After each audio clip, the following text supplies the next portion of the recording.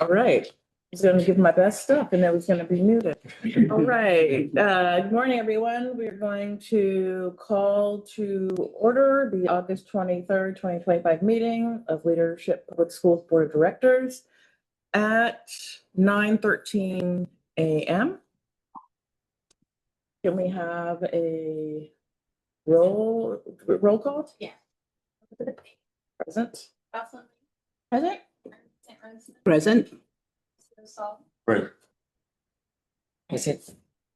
the quorum is present. Translation check. Bienvenidos a todos. Para escuchar el audio en español, hagan clic en el globo terráqueo de abajo donde dice Interpretation y seleccionen español. Gracias. May I have a motion to adopt the agenda? So moved. Do you have a second? Second. Okay. Moved by Dr. Sant Roseman, seconded by Cynthia Repeto. Doctor, so my correction. Yeah, it's Dr. Cynthia Repeto. We're now going to move to public comment. Oh, we can vote We have to vote to adopt. Yeah. to adopt. Okay. Can I, All those in favor? all those in favor? Aye. Aye. Okay, motion passes. Thank you very much. Moving to public comment. There's no public comment. Okay, thank you. We have union. Union comments? Do not see any union members present. Secretary. Yeah. So Okay. motion to approve. May I have a motion to approve the consent agenda? Does that include both Not just the consent. just the consent agenda? Is there a motion? So moved. Did you? Yes. Oh, Dr. Sant Roseman, and we have a second? Second. All those in favor? Aye. Aye. That passes. That motion passes. Consent agenda is approved. Okay. Let's go on to new business.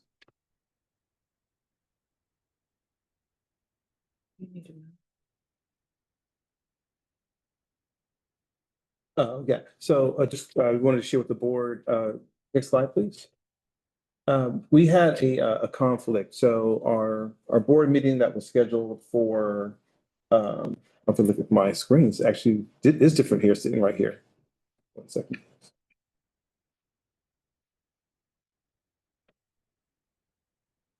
So the board meeting scheduled on June 11th is conflict with the graduation for LPS Hayward. And so I received a call from the principal, and what I want to bring attention to the board is if we able to move the June 4th, the June 11th meeting to June 4th, and the June 24th meeting to June 18th, we would still be able to hear the hearing for the LCAP to get public input on the LCAP, and then approve our LCAP prior to July 1st. So what this would mean is LPS Hayward would be able to maintain their graduation on the 11th. If we don't move, we'd have to have LPS Hayward move their graduation. So the recommendation from our staff would be for the board to have approve a motion to move our board meetings, our last two, to June 4th and June 18th. So, Yeah, I think option one, I don't think we should make the schools change for a small group. yeah. Yeah, I mean, that doesn't make. So I make a motion to move the board meetings to June 4th and June 18th. Do we have a second? I second that. Any discussion? Any discussion? But I think trustee Jocelyn Lee was correct that for the small group of folks, we need to preference what's happening at the school sites. So all those in favor? Aye. Aye. Passes on cancel. Okay, next slide. So is Dr. Durazo present? Okay. Well, what I want to bring attention to the board is that Dr. Durazo had reached out to me regarding his interest in the LPS board. Currently, Dr. Durazo is a professor at USF. Is also recognized as the Latinx Faculty Member of the Year for Peace and Justice. Worked for the CCSA Charter School, California Charter School Association. We supported renewals, all the schools that he supported, 100% renewal. He also is involved in community leadership in the city of San Bruno, the chair of the Planning Commission. He brings academic rigor, charter experience, and also civic engagement. I'm presenting to the board is a 3-year appointment that would begin on September 1st through September 1st, excuse me, for 3 years. Or if we were not to make a decision today and move to the next board meeting, it potentially would start on September 11th. There's no fiscal impact, but I wanted to give Dr. DeRosa opportunities to address the board and talk about our conversation. So I'll pass it over to you. Good morning, everyone. Buenos dias. It's a pleasure to connect with you today. Thank you for the invitation. Thank you for considering me. As was just shared, I've followed closely your work in my work with California Charter School Association. I was involved heavily a lot in the renewals and the advocacy, both locally and statewide. I've since transitioned from CCSA and been working at the University of San Francisco for about 6 years now. A lot of my background is in youth development, working with young people, trying to get young people into college. I could tell this story later, and I know we're limited on time, but I left high school with under a 2.0. I grew up in San Diego. I had to go to junior college because I didn't have any other options. I broke my mother's heart because she had come from Mexico hoping that her kids would have a better future, and I had been failing all my courses. But it wasn't until I got into junior college that my life really transformed. And ultimately, I become a professor and I was able to get my PhD. Working with young people is a passion of mine. Working with charters is a passion of mine, and I will defend charters any day of the week. So I'm very excited to be here. I'm honored to be considered, and I would love to continue to support the work that you're doing. Thank you. Thank you. Thank you very much. Thank you very much. Yeah, and so my recommendation is for the board to make a decision today or to consider at our next regular board meeting for September 11th. Any discussion before we make a motion on whether to vote today or wait till our next meeting? I think it's so exciting, the skill set that you would bring and your experience with charter renewals. So I think you would be a great addition to the board. I think so too as well. It's such a pleasure to meet you. I'm curious, even though you mentioned it briefly, in terms of your interest in charter schools, why LPS? You know what? I'm going to be transparent. It's one of the first charters that's asked me if I was interested in being on a board. Sometimes it takes a warm invitation to say, hey, we think you would add something to the board and add something to what we're doing. And it just happened that me and Brent were on the phone and the conversation kind of went that direction. But I had worked, so a little bit of context with Brent. So he and I have worked closely over the last few years. I've always admired his leadership style. I've always admired what he was doing. So it felt like a natural fit. And it was a conversation where he said, is there any interest in doing it? And I said, I definitely would be interested. When I started CCSA, my original point of advocacy was San Jose. And then after a couple of years, I was working throughout the Bay Area. So I think my familiarity with the East Bay, with San Francisco, with San Jose, made me a little bit more attuned to the needs of the students and the demographics and the populations. So that's a great question. So I guess the summary is the relationship that I have with Brent, my familiarity with LPS, my knowledge base of the kind of the communities and the diverse needs there. I think those were all part of kind of the puzzle of what kind of came together. Thank you. I can tell in your from your brief intro that you would be value added, and we'd be so fortunate to have you on the board. I appreciate that. I appreciate you. I think I echo everybody's sentiments thus far, and you have an impressive background and impressive story, one that I think resonates with a lot of the families that we serve at LPS. In your experience in charter renewal, I think will be extremely helpful. Have some thought partnership there with Dr. Daniels. And I would like for us to make a motion today on Dr. Durazo's joining the board. With extreme enthusiasm, so moved. A second. All in favor? Aye. I'm also happy to report to the board that, he's already finished the Brown Neck training, and he's ready to start the approval. So Dr. Durazo, thank you so much for your interest with LPS and look forward to working with you over these next 3 years. Thank you, Brent. Thank you, the board. I'm honored and I'm excited. I appreciate everyone. Have a great On meeting. board. Thank you. Thank you. I'm just gonna see if Haley is available.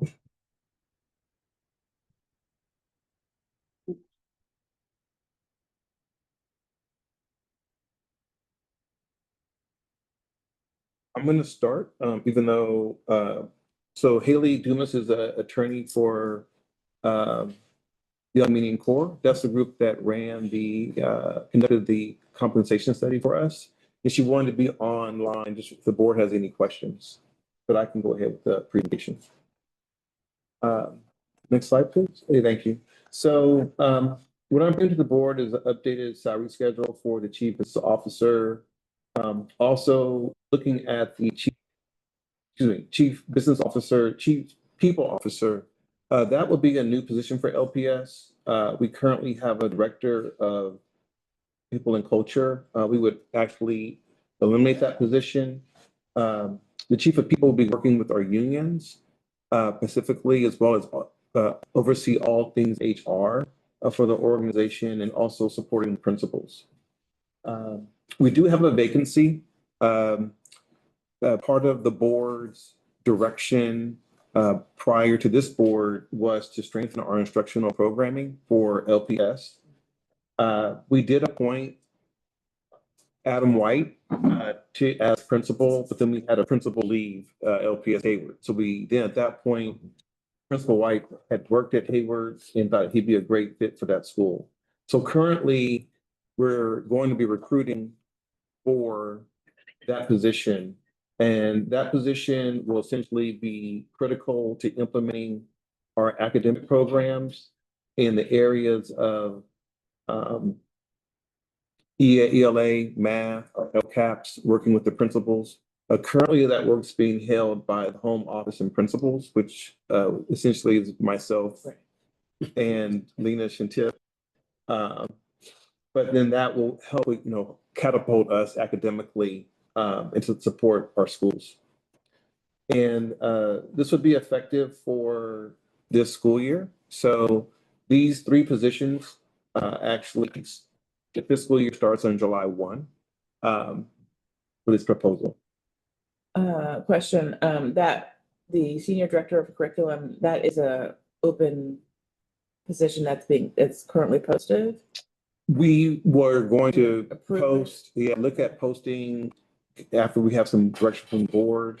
We talked about it in the session. We wanted to also make sure that we're posting a salary range that the board's aware of and that the candidate's aware of, so we don't have confusion. Right now in the market, we wanted to have transparency and clarity on our salary range. The next slide. And then there's students there. But why now? In your executive packet, so in your blue folders, if you can take these home. But we do have a strategic plan, and part of the strategic plan was to promote fiscal vitality as well as organizational effectiveness and hire and retain highly qualified staff. Again, preparing students for college and career. On the way over, I was listening to a story about KIPP schools, and they were just saying how it was college only and how the new paradigm is really providing options of career Yeah. And also making, community college accessible just because Yeah. the cost of college. Yeah. And so we want to live on that promise. Part of educational leadership is that having retention is important. Having senior leadership in place for 3 to 5 years or more is really important, and not having transitions. So this is aligned with the strategic plan that we have. The next slide. So here are the proposed ranges. As you can see there, these are actually steps. So the steps will increase modestly, like roughly 2.5% or so per step. And then it will max out at step 15. So this is to be transparent with our candidates. What we have right now, just so you know, is an annual contract, and that annual contract will expire, and then there is a adjustment made for the next year. But in terms of that individual knowing what is in place for, say, 5 years from now, it's not clear. Next slide. So Young Meaning Corps conducted the compensation study, and Holly Dumas can speak to that. And part of this is and the board has copies of this in their executive summary, executive folders. You can see the complete compensation study. But the average schools, these were schools with similar ADA, similar school size. You can see for the CBO, it's roughly 200,000. For the CPO, roughly 85,000, and for the senior director, roughly 73,000. So we feel that our range is competitive in that average, and aligns, with the idea of having fair, reasonable, competitive salaries. I'll just pause there. Hallie, do you have any comment to make about the compensation study that maybe I missed for the board to share with the board? Oh, sorry, Brent, was that a question for me? Yeah. Is there, Okay. in terms of the compensation study, do you want to give a little more context to it, just for the Sure, board? happy to. Yeah. Yeah, Yeah, thank- absolutely. Hi, everyone. Thanks for having me here today. My name is Haley Dumas, and I'm an attorney at Young Meaning Corps. My practice is primarily in labor and employment, a little bit of board governance, and part of my practice includes executive compensation. And so we prepare these executive compensation comparability studies for, positions such as superintendent, chief business, or chief financial officer. But we also look at compensation for other director positions, or even, teachers and classified positions, to ensure compensation is fair, reasonable, and competitive within the school's market. And so what we look at, or what we try to look at, it's not an exact science, but there are some regulations that govern executive compensation. One is the Nonprofit Integrity Act, and then there's IRS regulations as well. So within the parameters of those two regulations, we're looking at similar school districts and charter schools in the same county or surrounding counties with similar student populations, to try to identify a range of compensation that is fair and reasonable compared to the schools. The compensation data that we're looking at is from the State Controller's Office and from the IRS Form 990s that are filed by charter schools. And so because the compensation is public information from these state and federal websites, or data filed with state and federal agencies, the compensation tends to be, a year, sometimes 2, sometimes 3 years outdated, because it's not real-time compensation that's filed with those agencies. So what we do is we look at the state's COLA, as well as just trends that we're seeing in compensation in similarly situated schools, to come up with a formula to bring the compensation kind of to current day salaries, or what we think would be reasonable current day salary.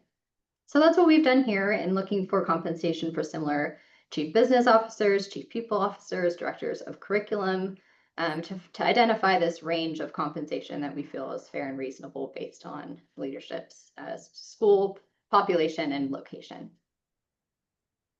Okay, no, thank you so much. And then we're actually we're in the retreat part of the board, so we can actually talk a little more freely during this. So it's not a closed session? No, this is retreat part. I'm Oh. sorry, I apologize, we're Oh. not new business. This is just us talking through this piece. It's not, we're not making action on it today. Oh, It's just talking through it. Okay. Thank you for that.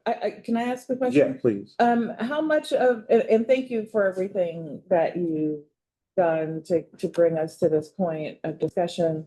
How much did you look at the internal compensation of LPS already to see how out of line or in line these salaries are with other positions within LPS? For example, I'm looking at potential salaries that I think are maybe higher than the superintendent's, on the high end. Like, I'm just wondering, there's the external part of the analysis and evaluation, and then what about the internal part of the analysis to say, like, if these are the proposed salaries for these positions, how do they compare to positions internally that may have more supervisory responsibilities to these positions? I'm not sure if I'm Yeah. using my I word can- correctly. I can- Yeah. So that's sense. I mean, Oh, absolutely. I can add a little bit of context to that. So, again, the higher side is like year 15. Like currently the superintendent salary for LPS, would exceed those like in At year- year, like like at year year 6 or something, or year Okay, 5. okay. So I think to find a candidate that's gonna come in at 15 years, that might happen. But I think that at the end of the day, there's a interview panel, right? There's a recruitment process where we want to like just make sure that based on the board direction, if there's a certain area of expertise they feel we want to be amplified, like for example, right now we're looking at math and ELA, that we can pay that person based on their experience. And so, but internally, the salaries are, I would say, in line with the superintendent. so is there like a strategy for placing individuals on, the step? It's column, like, I don't know if there's columns or not, whether they have masters or PhD or not, but the steps in terms of, is it equivalent position? So when it's 15 years as a director, if they come in with no director experience, if they come in with 10 years principal experience, is there a strategy on how you would place somebody like that? Do they automatically go at the bottom because they've never been a director before? Mhm. Well, I know our director of people and culture is not here. What happens many times is we'll look at what the person's their current compensation, and then look at their areas of expertise. So it may be a combination of education, professional experience, Got you. and their current compensation that helps with placement. Okay. But I would say for the most part, if someone is in their first couple years, they may, be placed in ways that are aligned like with their previous compensation potentially. Got it. Yeah. There's a lot of job postings that you see, I personally see, that say, people are typically, they'll post the range and they'll say people are typically brought in at the lower end, right? That's kind of put out Yeah. there in Mhm, front. mhm. I don't know if you use any kind of similar verbiage. But yeah. I mean, these are healthy. These are healthy. And Shantip, like as you crunch the numbers, how does this line up with everything that you see? It's within our current existing budget. Even bringing like potentially a senior director in at like the mid-high range of that works, okay. There's been flexibility within at least the home office budget in terms of non-labor expenses where we have room to adjust. And we haven't fully in the past few years spent down that non-labor piece. And so there is definitely room for adjustment there. And just to clarify, is the CPO position a reframing of the current director of people position because this title more fits what's actually being done in the job? Or is it a new position? That's what I'm not clear on. It's aligned with the increased responsibility. Prior coming in, when I was initially as superintendent of PS, I was the chief negotiator with the labor unions.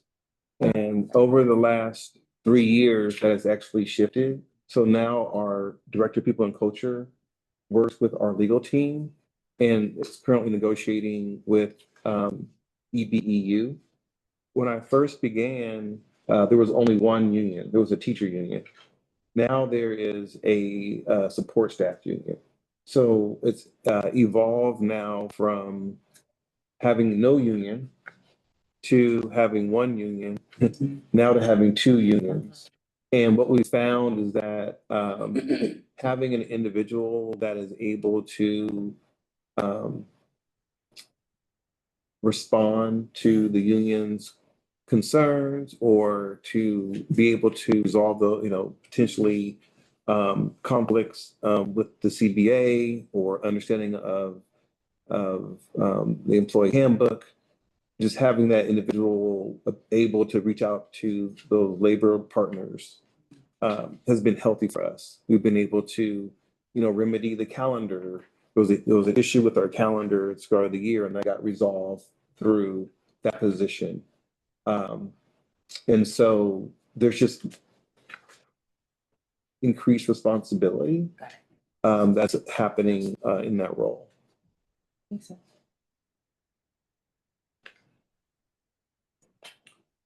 These are the Job description. the older one. I mean, like the salaries are not.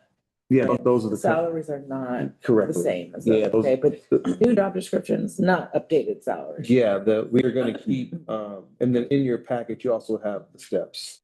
So in your,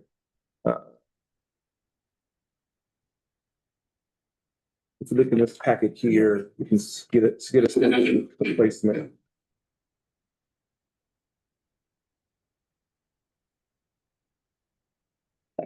Do we have these documents electronically or is it just the paper? Things electronically in the executive folder. So Okay. you have to log into your, Oh, my specific account. yeah. Okay, not just the public one. Go into the public one and it's all linked in the public agenda. Because they have the agenda and nothing's linked. I didn't see it either. It's not linked. Yeah, these documents here are in a private folder for you all. So you have to All right, log let me in. log in, sorry. Okay. The job description. Steps. Somebody's doing locks to figure that out.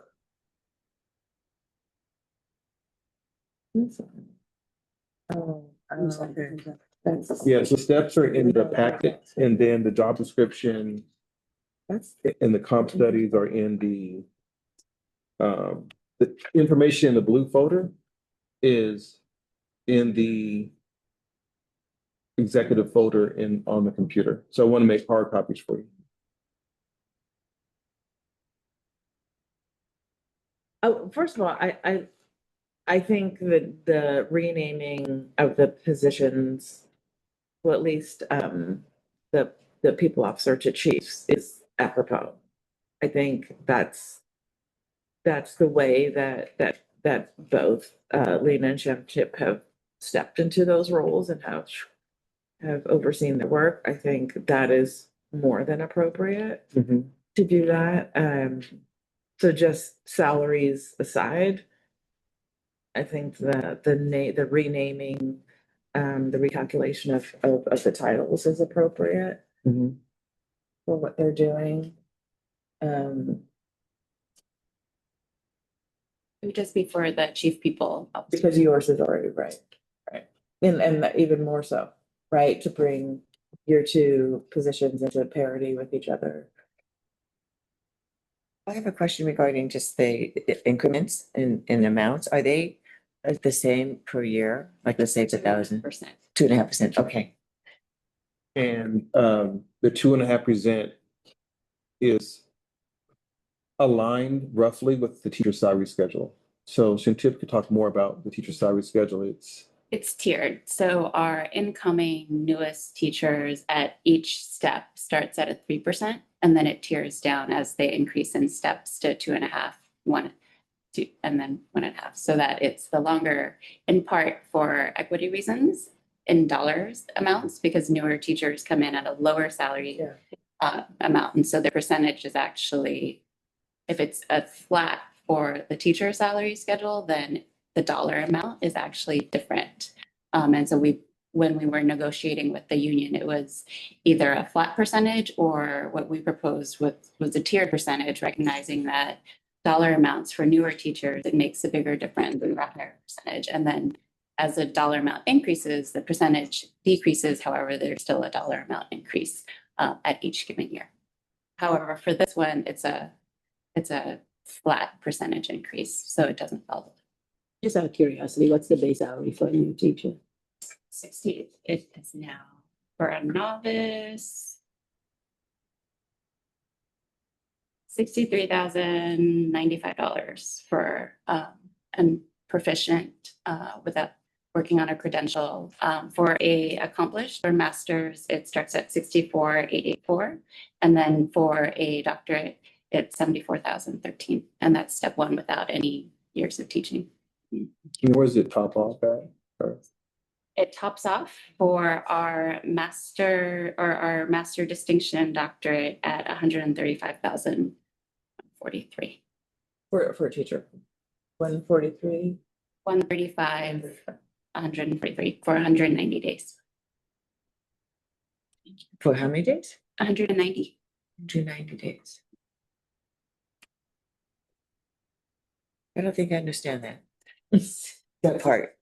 For within the whole year? Year, A whole right? year. So 60,000 So our salary schedules for our teachers, because they have 190-day work days for the year, they're not working the summer. Whereas for our year-round staff, it's 249 work days. So and then we have teachers on special assignment who have a 200-day work schedule, as well as our counselors, both our college and wellness counselors. So they're on a slightly different salary schedule because they have more work days over the year. Okay. Does that help, Dr.? Yeah. Okay. Yeah, so our teachers roughly work 10 months, about a little more than August to June. August to June. Yeah, 186 is kind of typical. Yeah. Yeah, mhm, yeah. In there. Yeah. Right. Out of curiosity, when we had this position and had assigned, I don't really want to name names, but it had assigned the now principal Mhm. to this, what was the consideration for where that placement was gonna be? Was it just like, were you gonna do more of a lateral? Well, I can't really talk Okay. about Yeah, personnel that's why I matters, don't wanna. but what I can say is that the end goal is to work with the board, and we can always work on the ranges. Like, this is why this is a retreat. We can have some one-on-ones, bring things back to the board. And ultimately, we want to have a competitive salaries where we can get the position filled Mhm, and find someone that is going to stay with us for, multiple years. I think that ultimately, because we do have some opportunity areas that we have to address. mhm. So what I'll do is we can let's move forward. Just I want to make sure we get to some of the other items. Next slide. So then this position also that carries we'll go back, sorry. These positions, the 3 positions have benefits. So those salaries are not comprehensive in terms of salary and benefits. They also receive roughly $13,000 in health, dental, vision, PTO days, and then CalSTRS retirement or 401A account retirement. And they also have other options around additional like a 457 plan, flexible spending account, and the commuter benefits. And then if they can show proof they have insurance, they actually will receive a $1,200 allowance paid amortized over the year. So not per month, but that's per year. And then next slide. And so just the justification is successful support retention and leadership stability, respond to strategic plan directive, ensures fiscal responsibility within our budget, and then it drives student outcome. So we're, really working hard to develop a leadership team and have the ability. And I think, just to be clear, I was dedicated to LPS and making things happen. But for example, if Shantip or our current position were to move, we also don't have a position to where we'd be able to recruit for that position without any hiccup in the organization. And then next slide. So what I'll do is, based on discussion, what I can do is to work with the board in one-on-one sessions to get more information from each of you. And then when things are ready, I can bring either all or some of the positions back to the board on September 11th for consideration. And so. Yeah, my concern is like your other, 2 of the 3 positions are already in place, and like the one that we've been talking about for the last few years to kind of relieve something from your plate is not in place. And so getting a job description out there as soon as possible for senior director, I think that's of paramount importance to a lot of the directives we have due to charter renewal, to get the academics up and to give you some space to attend to other things that are on your that are part of your purview. Well, I just appreciate Ms. Lewis being here. I appreciate the board hearing this. What I want to share with the board is I want us to be transparent with the public. I want to make sure they're aware what we're talking about. I want to make sure that all of you have an opportunity to share your expertise in on these matters that are dealing with public dollars. And so I just want to thank you all for this part of the retreat. And then Ms. Dumas, thank you so much for all the hard work you've done to support me with this. Thank you. Thanks, everyone. Okay, have a nice day. Next Saturday. You too. Thank you. Right. All right, next slide. So what I wanted to share with the board, I am probably going to go through these slides maybe quicker than I would normally. I have copies for you. For today, I want to hear your voice more than my voice. That's what Sophia. But essentially, this is a look back. There was data that our test scores for this year. I sent to the board. They're embargoed, so we can't talk about them publicly. So I'll also meet with each of you to go over that. So some of the data trends you see now is actually going to be different when it comes out in the fall. But one is give an idea of giving you an overview of where we are with charter renewal, where we are with enrollment, where we are with our math, ELA, and parent engagement. And then in your folders, I want to thank Sophia. There's this little note picture. You can take the note picture out. And essentially, throughout the presentation, the idea is you can jot down notes over what do you notice, what do you wonder, what suggestions, what questions do you think you have, additional information for each of these different areas. So charter renewal, enrollment, and so forth. The idea is that I'm hoping to stop about 10:20 to give a 10-minute break, and then have us come back and have you all start to just get in groups of 3. So we'll have a group of 3, a group of 4, and just let you all just talk through. You may want to talk about charter renewal. You may want to talk about enrollment targets. And then at 11 o'clock, Janelle from Young Median Core is going to actually give a presentation on charter renewal. I believe you heard from Janelle, there's been some changes to the law. And so I wanted the board just to be grounded in the legal aspect of charter renewal. It is political in terms of the process, in terms of making sure that we're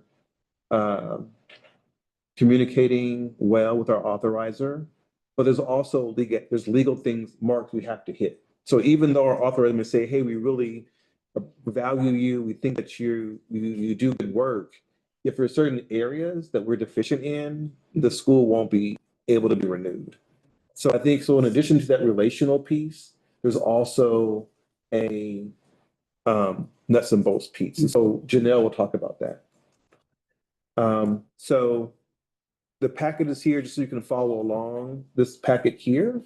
And so some of the slides are a little bit data heavy, but I just wanted you to have the data so when you're in your groups, you can go back and look at those data and say, oh, I have a question. Is that okay with the board? Yes. Okay, all right.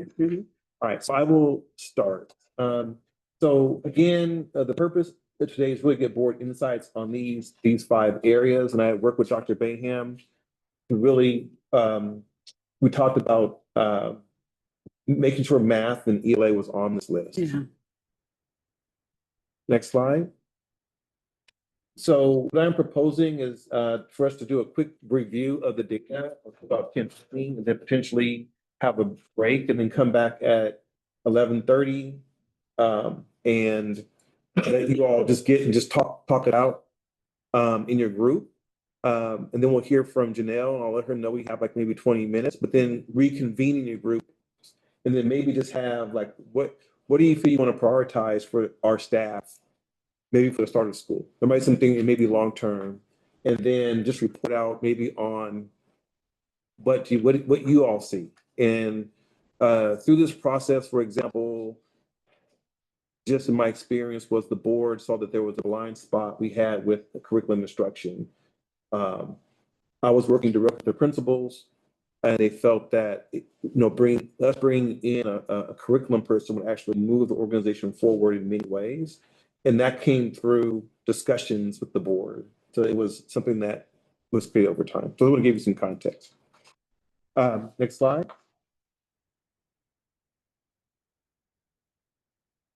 So again, just want to know what you notice, what you wonder, suggest. Next slide. And so just very quickly with renewal, next slide, please.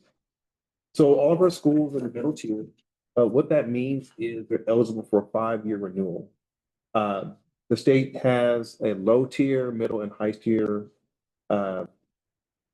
metric, and all the 3 schools are in the middle tier. Next slide.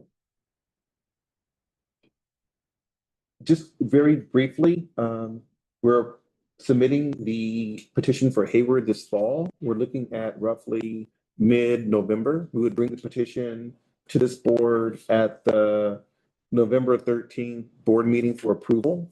Currently, there's no concerns from our authorizer for Hayward, just so you're aware.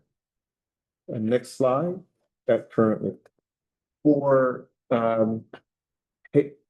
Oakland, LPS Oakland R&D, that charter expires in 2027. For the board, you can submit as early as July 1st. And so that's something that we may want to do based on the test scores. But there are major concerns around low enrollment, low African-American enrollment, and low math and ELA achievement. Those areas have to be addressed prior to going up for renewal. Next slide. And then for LPS Richmond, we just received our renewal. It expires in 2030. And then again, that July 1st or November 2029 is when we submit. The concerns from West Contra Costa that we have low comparable African-American Black student enrollment, English learner enrollment, and special education student enrollment compared to the surrounding schools. They're also concerned about parent engagement and around inconsistent student achievement data. Next slide. So this next slide for the board just has an overview for you. Just repeating what I just went over, but just in the packet. Just wanted to make sure that was there for you. Any just quick questions about the renewal? Yes, quick question. So let's say Oakland, the renewal submission, we turn it in now, we have a whole year, Oh, for, like July. oh, July. So yeah, I apologize for the board. That'll be July of 2026. To November 2026. So that'll be like the window. Got it, okay. Yeah. So let me just clarify. So the dashboard comes out in November. Mhm.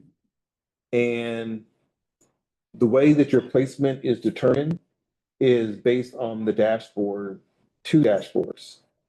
So the dashboard coming out in this fall, and then the previous dashboard we could use for renewal.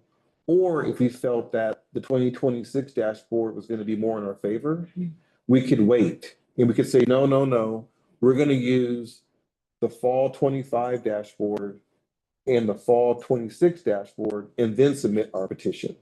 Because we have that. So generally, whichever two dashboards have the best data will determine when you submit.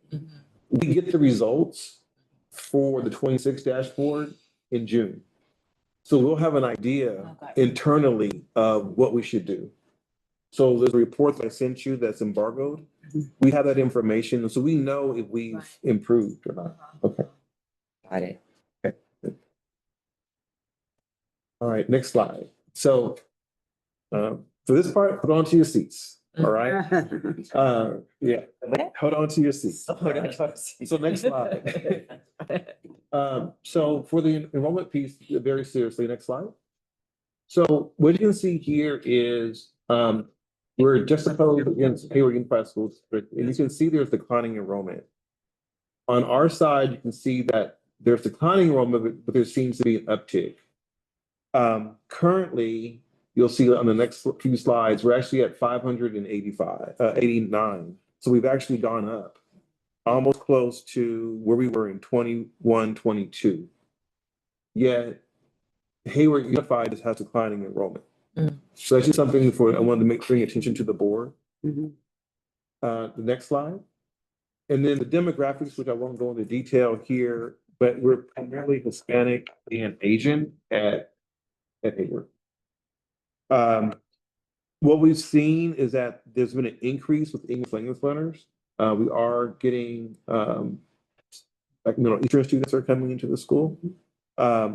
And also the percentage of students with disabilities has slightly increased. So we may want to look at our recruitment for that. Next slide.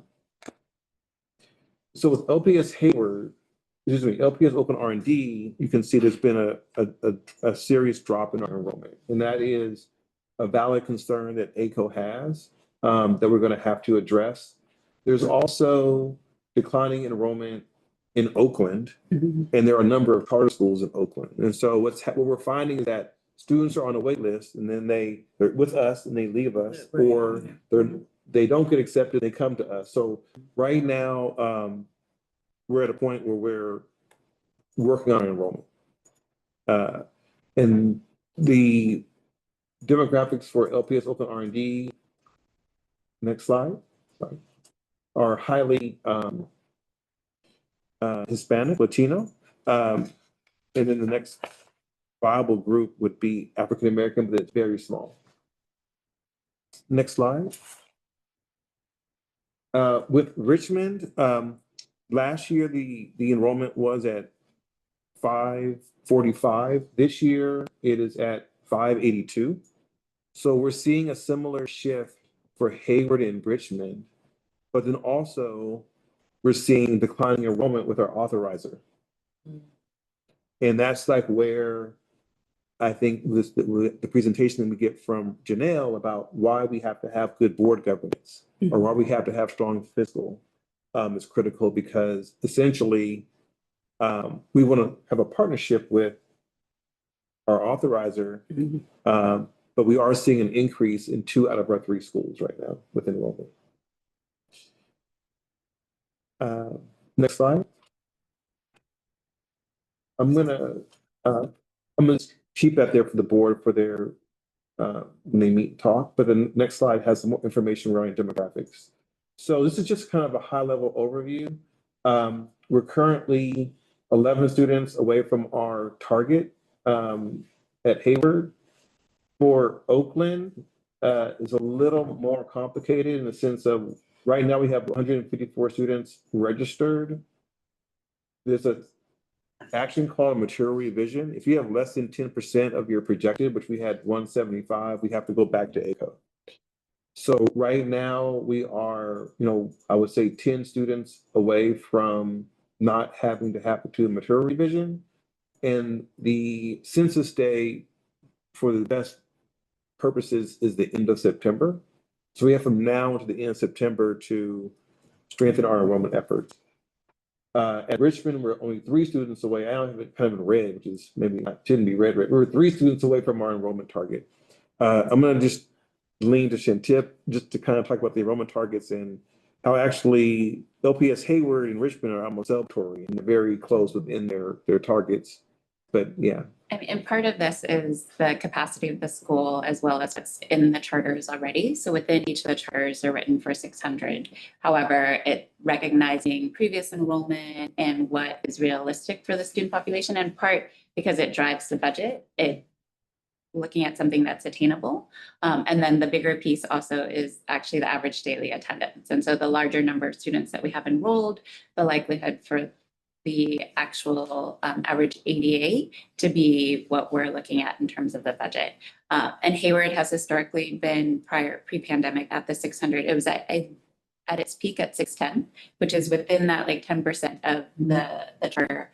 And Richmond was, I think, right at 600 pre-pandemic. And so this brings it back closer to what is within the charter and also capacity of the school itself, physical capacity with classrooms, number of students within the classrooms. And for Hayward, they're 2%.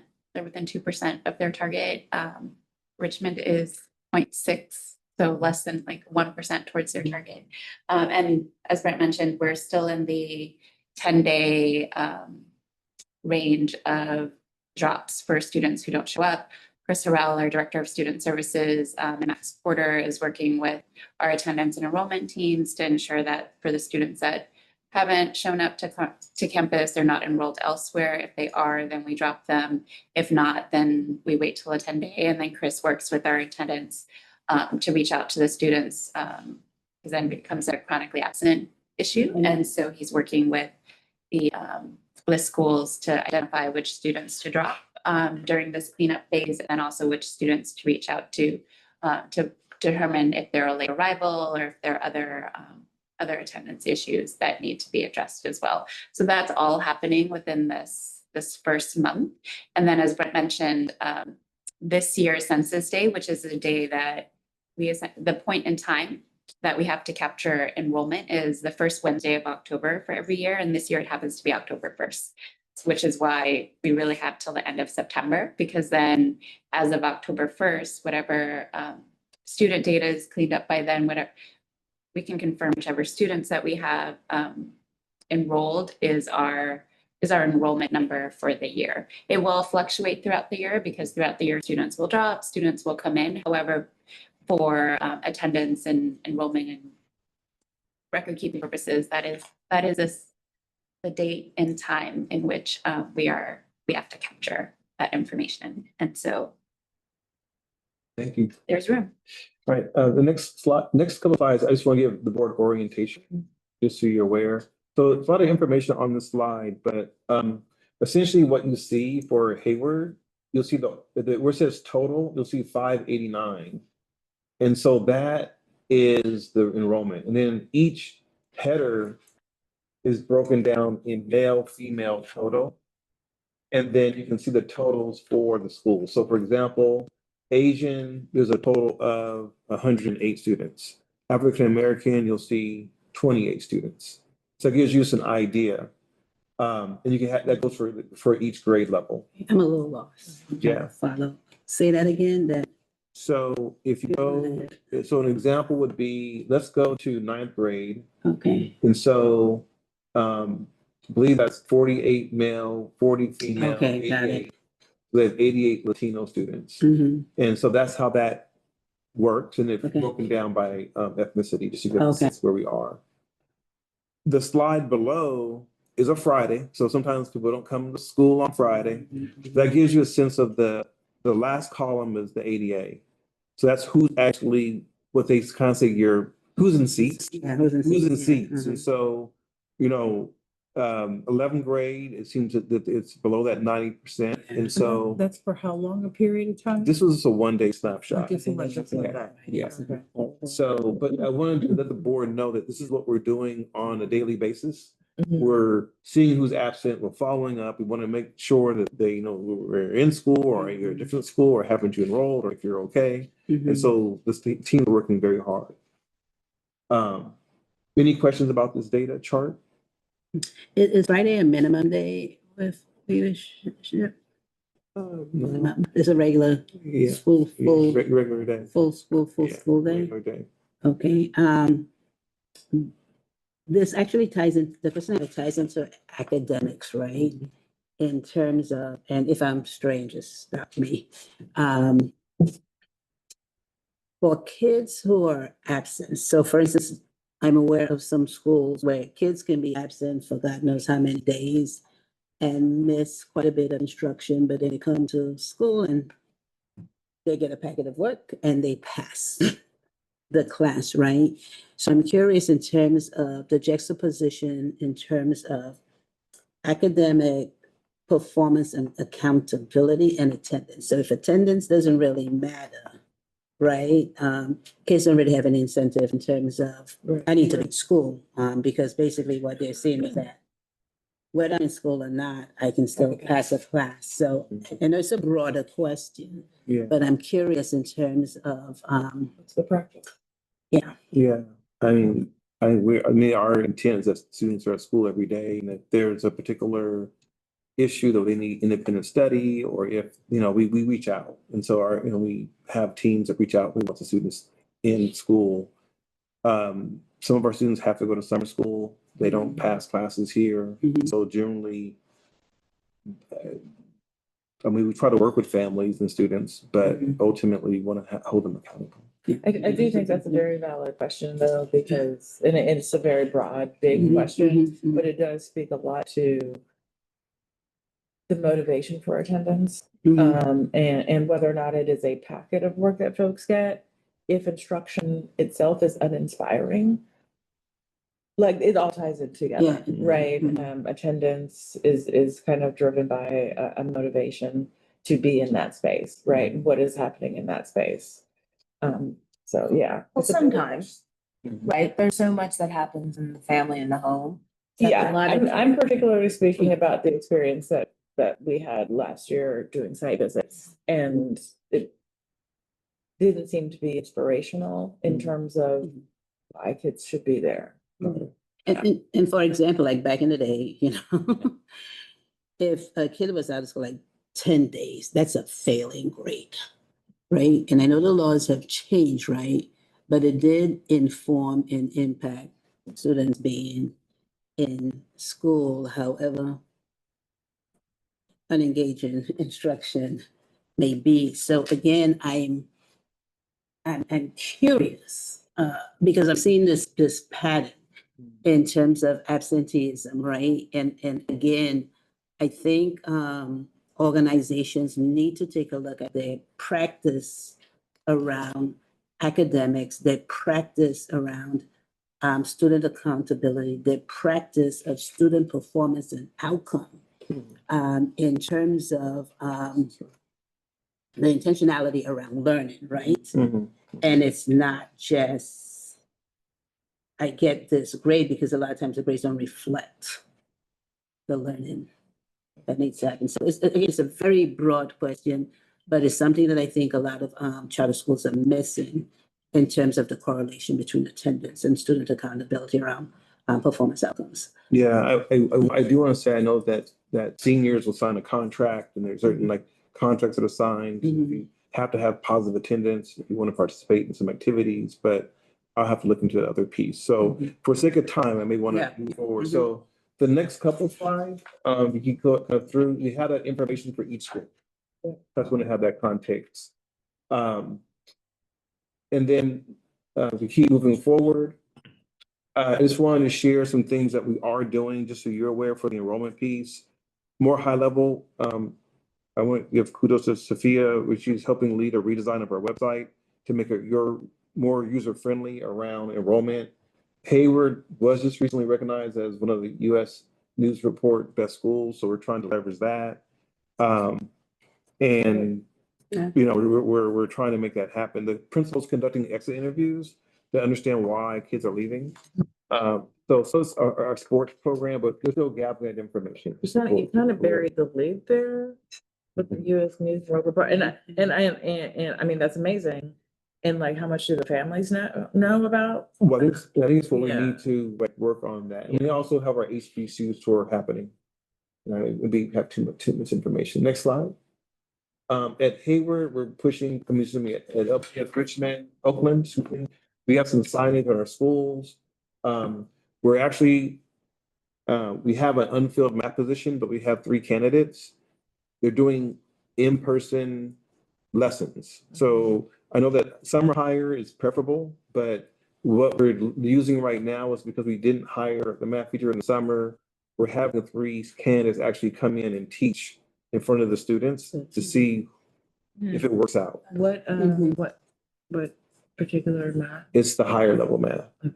Yeah, it's the pre-calculus algebra 2. So our freshmen they have a teacher. Our freshmen have a teacher. We're also recruiting, we have 2 candidates for a co-principal. So we currently have a principal in place, but based on discussion with the board, we're going to have 2 principals there. One to really focus on the recruitment, building those relationships with the community, and the other one to focus on that instruction. So I want to, yeah. So I want to share with the board that's happening. It's moving forward. It's not in place yet. They've also partnered with the Oakland Roots for jobs for students, and we're partnering with a local agency called Families in Action. Also with the Kingmakers still, is that? It's currently on pause right now. Okay. Yeah. Next slide. And then at Richmond, what we've done is, there were some concerns about our enrollment. We've actually created a position, the manager of family engagement and community partnership. Yasmin Franco was a former school manager. So again, to leverage those relationships she has in the community. And then also LPS Richmond received the award this year also as one of the top 40%. So they're one of the best schools in the US. And so there's work we have to do to amplify that. All right, next slide. So that's kind of got a sense of enrollment. With math, I'm gonna not go quick, but potentially we can go to about 10:25 with the section and we'll see how it goes. Next slide. So this is next 2 slides. You hear a thing called DFS, distance from standard. That's a term that we use a lot with charter renewal. Standard is essentially what the standard level is for that particular grade level. So if we're above the DFS, it means that we're above the standard. If we're below the standard or at. Next slide. And then this is just around proficiency. Blue on grade level, gray or dark gray below grade level. Darker the blue is exceeding standards. The light blue is meeting the standard. The next slide. So this is not this ELA. Next slide, please. So this is not actually this year's results. These are the previous year's results that you're looking at. And what I want to call your attention to is the bottom. It's a distance from standard just for now, but you can see that for distance from standard for LPS Hayward above for ELA in 23 and 24. Then we saw a decrease in Richmond, Oakland in 23 and 24. And in Richmond, what our authorizer was concerned about was inconsistency. That we were above, below, then above. Now, this is only grade 11. Mm. And the flaw kind of with the CAS is that we can't really think of it as growth. Because those are different students. Yeah. Those are different 11th Yes. graders each year, Mhm. but that's how we're measured. Mhm. But so I wanted to share with the board that essentially we want to be, for charter renewal, we want to be at or above standard. But we do have an inconsistency with the ELA. Next slide. With math, what you can see, we have some upward trend in the math. With Hayward, there's an increase away from that up above the standard in the last 2 years. With Oakland, there was a decrease and then an increase at Richmond this past year in terms of performance. Not the past year, but 2 years ago. You're gonna see the scores for this past year released in November. Mhm. Those are statistics. Next slide. Now, this is called, we actually give all students map data. It's a national test. Next slide. And it measures growth. And so looking at our program, we don't only look at the CAS. And where you see the coefficients, if it's greater than negative 0.2, that means that it's a year's growth for that student. So that's actually measuring growth on a national. These students are actually learning, showing progress. If you see a coefficient, like a number 1, that means they're exceeding more than 1 year. So at Hayward, there was growth at every grade level in reading and in math. And next slide. At Oakland, you can see that there was actually coefficient growth for math, like 1.7. My vision is a little bit blurry here. 1.1 and 1.3. And so we did implement some adaptive learning software last year called MyPath, and we're implementing IM Math. So and we also had in-person teachers. At LPS Oakland, we had online instruction during COVID. We didn't have teachers. And so we finally have teachers in place. And so we are seeing some growth. Next slide. If you also look at, maybe if you hit the slideshow, make it a little bit bigger. Yeah. At Richmond, we had growth at every grade level in math except for 10th grade level. And we had growth in ELA. But again, it's mixed. Next slide. So what we're doing, we continue to implement those sort of mathematics, a network-wide. That's a curriculum we have for all of our math teachers. All of our math teachers are required to take the first PD in that series. It's called Teach and Learn. So all of our math teachers have done Teach and Learn for IM. And so we have a new hire that we're going to have go through that. Next slide.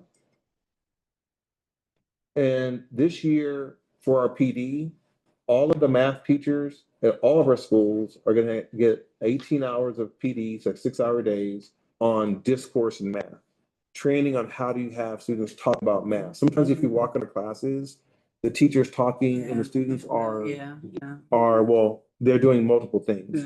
But how do we get them talking? And so we're doubling down on that. Next slide. And last year, we had the teachers do universal design for learning. During the PD, they got 18 hours, they got 12 hours of UDL and 6 hours of instructional routines. So as an organization, I just want to share with the board, like we're doubling down on IM. Like we're saying, if you're going to teach here, you're going to do the IM program. And that's going to be for algebra, geometry, algebra 2. For pre-calculus, we have it's called CPM, is what. CPM, CPM. So it's a different program. All right, next. Yeah. Okay. I'm gonna try to get us a little break, but we're also looking at, so there was some coaching, there's conversations around coaching, math. IM has a certificate program for getting certified to be an IM coach. And so we do have some interest, one teacher that wants to pursue that, teacher at Richmond. We're looking into having them get trained in that curriculum to support our teachers. There was a course called Navigate Math that we're no longer offering. So again, to really focus on IM math, Navigate Math is its own design curriculum. And so we wanted to really have a curriculum that talks to IM. So we don't want students taking Navigate Math, it would double up. Yeah. I go to Navigate Math, and then I go to Algebra. Mhm. Hayward is implementing a course called IM Support. So it's actually through the IM package and it's designed to support students who are taking Algebra 1. Richmond is going to do it in their tutorial. They're going to have this model. Right now, we're kind of pausing on the MyPath. What MyPath is, just to maybe share with you, is that you take the NWA test, that test, and MyPath is a program that will design an individual program for all of us. And then we go onto a computer, it's like playing a computer game. You do math problems and ELA problems. We just want to talk to the students to see if it really made a difference or not, because it costs a little bit of money. Our SPED students do have access to MyPath still, though. So even though we still have to do our assessment, we are offering it to our SPED students. So once they take the test this fall, that talks to MyPath and it creates a learning plan for them. And they do that during their directed studies. Is that only at Oakland? That's at all schools. Okay, but it's only paused at Oakland. At Oakland, we did a pilot where every student was on it. Okay, and Right. but is that the only one that's pausing? The other schools didn't have it because they had different, Okay. their instructional programs were, I think, in better footing because they had in-person instructors. So we were trying to use the MyPath to make up for that time they were just had the online instruction. Okay, I'm not talking too fast. Everyone's up to speed? Okay. All right, just shifting to ELA. So for ELA, we are implementing EL Achieve. We will be doing an EL Achieve. It's a systematic ELD program, really for English language learners. But we're assessing what's happening in our English classes. What we learned is we have a program that we use called Springboard. And what we're learning just through conversations is that it's implemented differently at different schools. So the next slide, as we reached out to Springboard, I reached out to Springboard. Next slide, please. They're actually transitioning to McGraw-Hill to a different provider for the curriculum. So it's an opportunity we have to bring teachers together to look at the curriculum and potentially have us do a reset. Because if you look at those ELA scores, they're just kind of everywhere. And we really don't have I would say, a good strong understanding of like what's the course, the pacing guide and the courses of study for all of our courses. So English 1, it should be the same at all of our schools, or high school. And so this is something that we're exploring. Next slide. All right, so we're almost done. We got time. Parent engagement. So we were called out on parent engagement. And so moving forward, what the principals are currently working on the following. Next slide. So the Parent Advisory Council, so each of the principals have been tasked with meeting the ed code requirement, but really engaging our families around the LCAP. And so they're working on creating the Parent Advisory Councils for each of their schools, as well as the English Learner Advisory Council. So those are two groups that we want to have, not on paper, we want them to be active. So we are looking at offering meetings virtual to make it more accessible for families, or having some hybrid options. So right now the principals are working on that work, working on those tasks as we speak in terms of creating those groups. The last slide, next slide, is that we are going to kick off an effort for African American Student Advisory Committee. Martha Cook's gonna lead that. It's gonna be his first year, and the first year of anything is going to be his first year. But I wanted to be clear for the board that each of our schools do have BSUs, Black Student Union. So part of the charge would be to work with those BSUs. And it's open to any student. You don't have to be African American or allies. Promote the Historical Black College Tour to make sure that families, students are aware of it now in the fall and not, it comes up in the spring. And then we have a Kinsey celebration. It was our first one last year where we recognized African American students that graduated. And so part of this too is the last piece is having a space we can talk to African American families and students to say, well, like, why'd you choose LPS? What is working here? What isn't working here? So we can find a way to bolster our enrollment. Next slide. I have a question. I know we're short for time. No, it wasn't Let me that. go back. Oh, no, go ahead. We're actually good on time. That's all. That's just, that was just this information that I wanted us all to hear as a group. Sure. And then we can ask some clarifying questions, potentially take a break. Okay, But then you guys we can come back and we can get in groups and you guys can actually talk through some of these topics in detail. But go ahead. so then we can just, I'll pose the question, then we can probably think about it, right? In terms of African-American students at the 3 schools, to what extent, so we have all of these pieces in place, right? Which is great. These are in place, yes. To what extent are the daily experiences of African-American students being examined at each of the schools?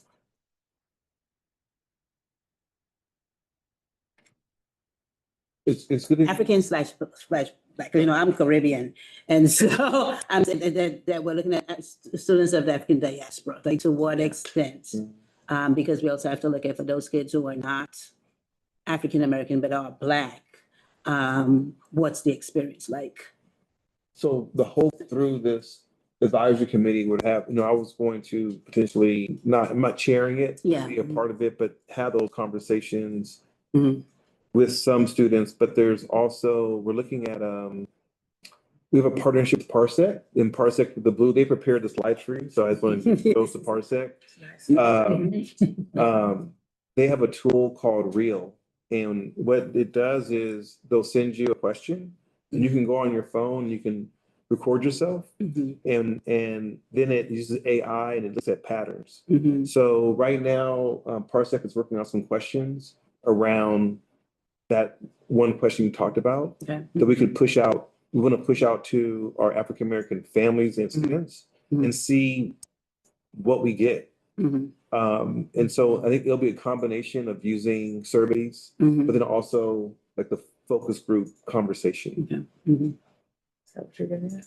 Does that what? Is that what you're getting at? It's a little bit more in depth than that, but so I think that's a start. I don't think you access students in the way you need to talk about their experience. And I hear a lot from students in schools where they're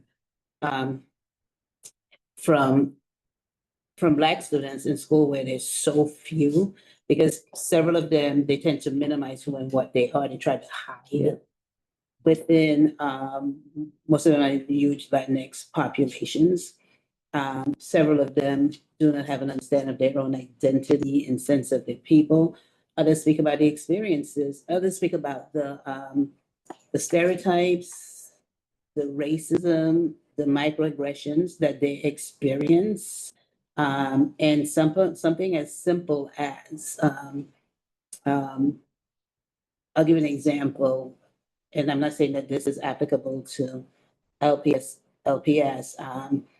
but I'll often hear from like Black boys, right? And they'll say, I'll make a comment and I'll get dinged for that. But a Latinx one will say the same comments and they're not dinged for it, right? Now that speaks to the adults in terms of to what extent are the adults paying attention to what these diverse experiences are and what is the training, the coaching, the support that is needed. And so basically for the African-American students from different schools that I've worked with, they become invisible. Mhm. And so while these pieces in terms of BSU, some of them don't even join the BSU. So there's this other, and I don't know yet what that other is, but there's this other that is missing for them to be able to have comprehensive experience that supports who they are. Because what tends to also happen is that these kids, in terms of African Americans, when they these go to the most debased sense in terms of stereotypes of who and what they think Black represents. And I think we have to, in schools, have to closely examine, unpack, and deconstruct those pieces. And I think it will tie into some of these questions that we're raising here. So can I clarify, is part of what you're saying, that the adults don't recognize that there are Latinx students who are also Black? No, that's not what I'm saying. That the adults, you know, we operate from our own biases, right? And when we talk about oh God, what's the word? Poverty of language right now. Hidden biases, what do we? Implicit bias. Implicit, thank you. Implicit bias, right? I think that the adults have to examine that as well. Oh, yeah. So that's what I'm talking about. And when I say Black, right, I think there's such it's just like any ethnic group, they're not homogenous. And I wish we would push through this homogenous approach, and also think about the diverse cultural norms that different students bring.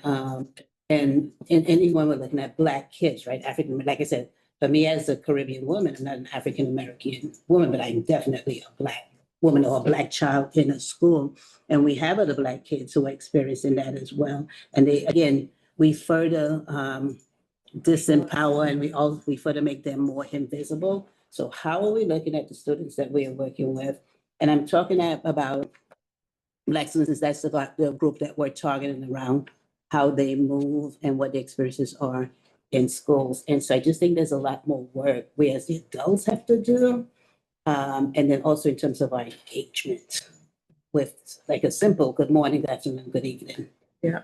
And I think you're totally right. And because we're focusing on Black students, I don't want to minimize that. Yeah. But it also happens within the Latinx or Hispanic community, right? It's like, oh, you're Mexican, right? Everybody kind of assumes that people who are Latinx or Hispanic, those kind of words have different continental origins then. So it happens, but I'm not trying to minimize that we're focusing on Black students. It's like kind of a universal, like, education of educators. No, it is, and that's why I said ethnic groups are not homogenous. Yeah. Right? And yeah, it is. And so when we are talking about Black students, and I'll focus on Black students, not to the exclusion, but I do want to, it is Black students that we are talking about. And it's the experience of Black students in the schools that we are talking. Because sometimes we get caught up in all of the different isms when we're trying to talk about a particular group. And I understand that in terms of being politically correct, right? But if we're saying that this is a targeted group that we need to address, then let us address it unapologetically. Let us address it aggressively. And that also includes the responsibilities that these Black kids have to how they show up, and that they cannot get a pass for stupidity or ignorance. And I know folks are gonna probably whatever, right? Right, And- yeah. yeah. So what I can do, the offer for the board is Yeah. that, we do have the ability to have, subcommittees. Mhm. So out of this process, if like we want to have subcommittees around enrollment or around, supporting our African-American efforts, because there's obviously something in our organization that they don't really come to us, right? As we want them to, so our authorizers have called that out. But that's something that can come out of this too. So we want to have a subcommittee, like say 2 board members, and that way it won't be a quorum, can meet and help develop some protocols and tools that we feel could really be helpful in this. But I do want to give the board members a break. And I think Janelle, I told her around 11, but what could happen is you can take like a 10-minute break, and then we could get into groups at least. I could, hear from Janelle. I can say, Janelle, can you just maybe give us 20 minutes, and then that we could have the remainder of the time where you all could just sit and talk. Does that sound good? Good. Okay. Thank you. All right. Right. Is that okay? Oh, yeah. All right. All right. So we'll be back in 10 minutes. All right. Okay. And Do we then need to? the code for the bathroom is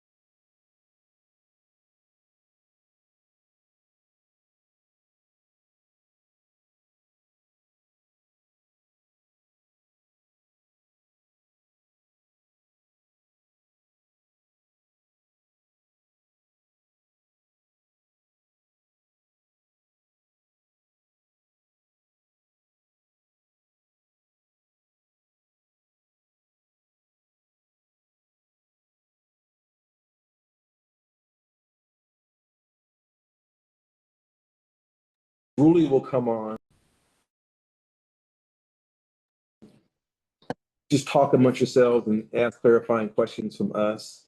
I was gonna do something around norms, but just equal airtime, or someone's not talking, kind of verify with them, like, hey, you got something you want to say, but I really want it to be the board's time.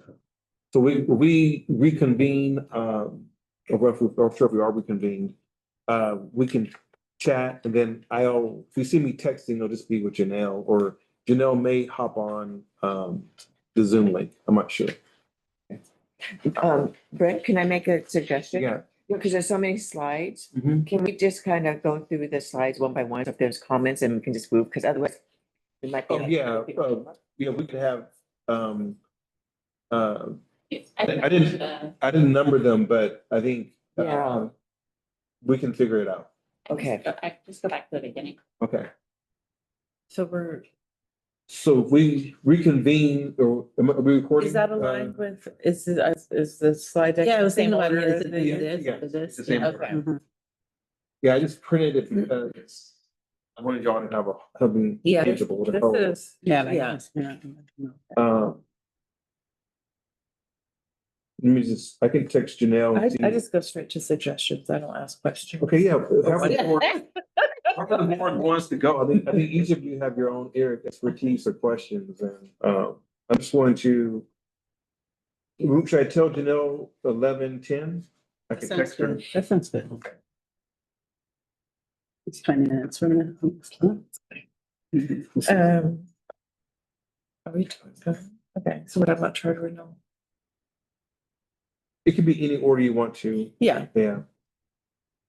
but if we're talking about charter renewal right now, I think there's a lot that you hold, Brent, in terms of just your understanding of charter renewal overall, but also your experiences last year. Mhm. And I think as far as the process, I think maybe there were some blind spots. I don't think there were that many that you encountered, but I think kind of like laying bare what those blind spots were, what those learnings were, as a way to help guide what this next round of charter renewal looks Mm. like. And I think our new board member will be a great advocate in terms of thought partner for that. But I just think you hold so much, and I think you understand the process. But then I think what feeds that process is being attendant to those things that you kind of felt like, oh, like the charter authorizers really care about this. Let's really focus on that. And just kind of jotting that down and just having that as part of what's thought through with the process. What I can do is for the board, and I can share that yesterday we met with some partners. So we met with, the principal of Hayward, our data manager for LPS named Max Porter. We met with an organization called EdTech. Mhm. So EdTech did our Mhm. data analysis last fall. We were partnering with Parsec, and the relationship wasn't what we needed. We had Miss Teresa, Stephanie Teresa, the Oh, technical yes, writer. yes, yes. So we met yesterday. We did develop a timeline. You'll hear when Janelle speaks, there's 15 elements for a charter renewal. To your point, EdTech and Max and Adam and the LPS Hayward staff are gonna work on the educational program. As you know, last year, a lot of this kind of fell on me, but they're gonna handle that. Nice. For element 2, for the measure outcomes for students, Adam and the LPS staff are gonna work on that. And then the home office is gonna work on employee qualifications. And then to your point around racial and ethnic balance, the Hayward team is gonna explore that element 7. The attorneys have looked at all the other elements to make sure that they're meeting the standard, but I just wanted to just kind of share with you We create the timeline, so by Thursday, by Thursday, September 25th, we should get all the input from the Hayward staff. So the principal at Hayward is working with all the staff to get their input through their leadership teams, instructional team on that charter. Can I also just, because I think that's a great point, what we encountered last year were staff members saying they weren't allowed to contribute, that they didn't have the space to contribute, which they actually did. And I think it is, now it's just making the implicit explicit and and highlighting, speaking to wherever you can with those folks. Okay. Like, remember when you contribute to this, and this is what this is for. This is why we're, right? And so you don't have that echo chamber of like, well, we didn't weigh in on this at all. Right? And maybe they're not aware of it at the time, what they're contributing to, but just making sure as you're speaking to things that people understand, like, this is around charter renewal. Thank you for your contribution on charter renewal. Remember when you said this for charter renewal? Right? And just for all of the things and just speaking to that exhaustively so that that echo chamber is silenced. And I think having reflections, like written reflections around different, because then you also have the data, Okay. right? From I'm gonna type the notes into here. This is the document that has but I can also have a reflection to get input from the staff on the process, that input process. Yeah, and just a quick reflection so that there isn't fatigue around it. But I would usually have teachers say, because they're like, we didn't have PD on X, Y, and Z. And like, no, so when we discuss this PD, give me a reflection on what worked well, what did not, what are some recommendations you would make for the superintendent or the principal, et cetera. Real simple. And then that way you have that data so that you can also, beyond just the verbal responses, say, with the data we had, is the feedback we've gotten as it regards charter review. The other deadline, so by Friday, October 24th, we're going to give the petition to the technical writer. So we're gonna get the input on the 25th. Then we're gonna have a couple weeks to then actually pull it together from the home office perspective. Then we're gonna send it back out to the technical writer from EdTech to get it board ready for the board to be able to see it for the the November 13th board meeting. So the petition will be in your packet before, and it'll be, I'm sorry, Sophia, it'll be printed out here. We have to print copies. We might have the one for the public here. And then generally what will happen is if the board has concerns, ask for approval with no major changes. And we can make those major changes. If there's a major change, we'll come back to the board before we submit it to AIC. So that's the timeline that we're on right now. And then to Dr. Rapato's point, it's going to be December. We're going to learn more about Oakland. Yeah. We actually would have to start working on the renewal for Oakland in December-ish, so we can submit it by July 1st. So it's we're here.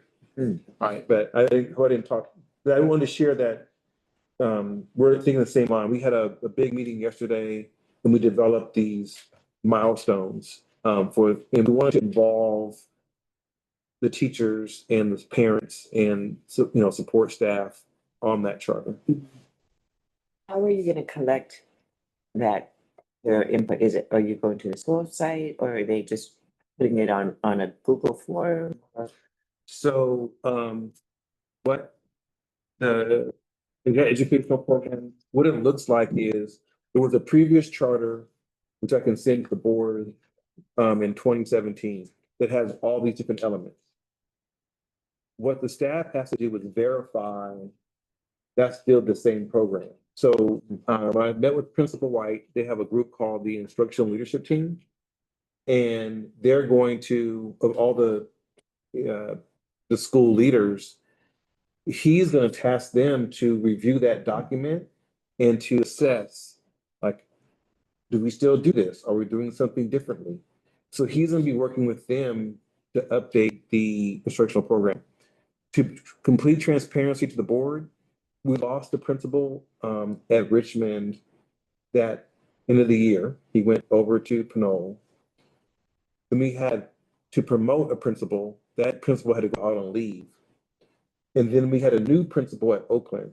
So I was writing those sections for both of the schools last year because everyone was new. Yeah. that's And so part of it is, lessons learned is now we're being very explicit. And then also Adam has relationships with these leaders to be able to say, hey, so essentially he has a soft copy of these different sections and they're going through to update them. So I hope, and I'm not sure from ILT what they'll decide, the instructional leadership team, if they're going to take it to their staff, but essentially the sites are responsible for it. And then we're going to then review it Okay, to make sure that it's meeting the standard and then pass it. And if we have questions, we can take it back to the site before we give it to the technical writer.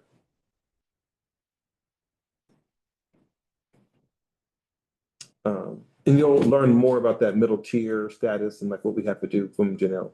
okay. I think she may have to be back. Oh, Hallie did. Should we? Oh, Janelle said yes, so she'll be on it in 7 minutes. Yeah. I'll be back on.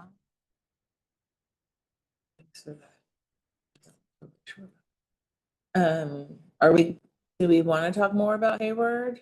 I mean, the charter renewal? I also was just looking at charter, yeah, it's all charter renewal that we're looking at right now. Do we want to, given that she's gonna be,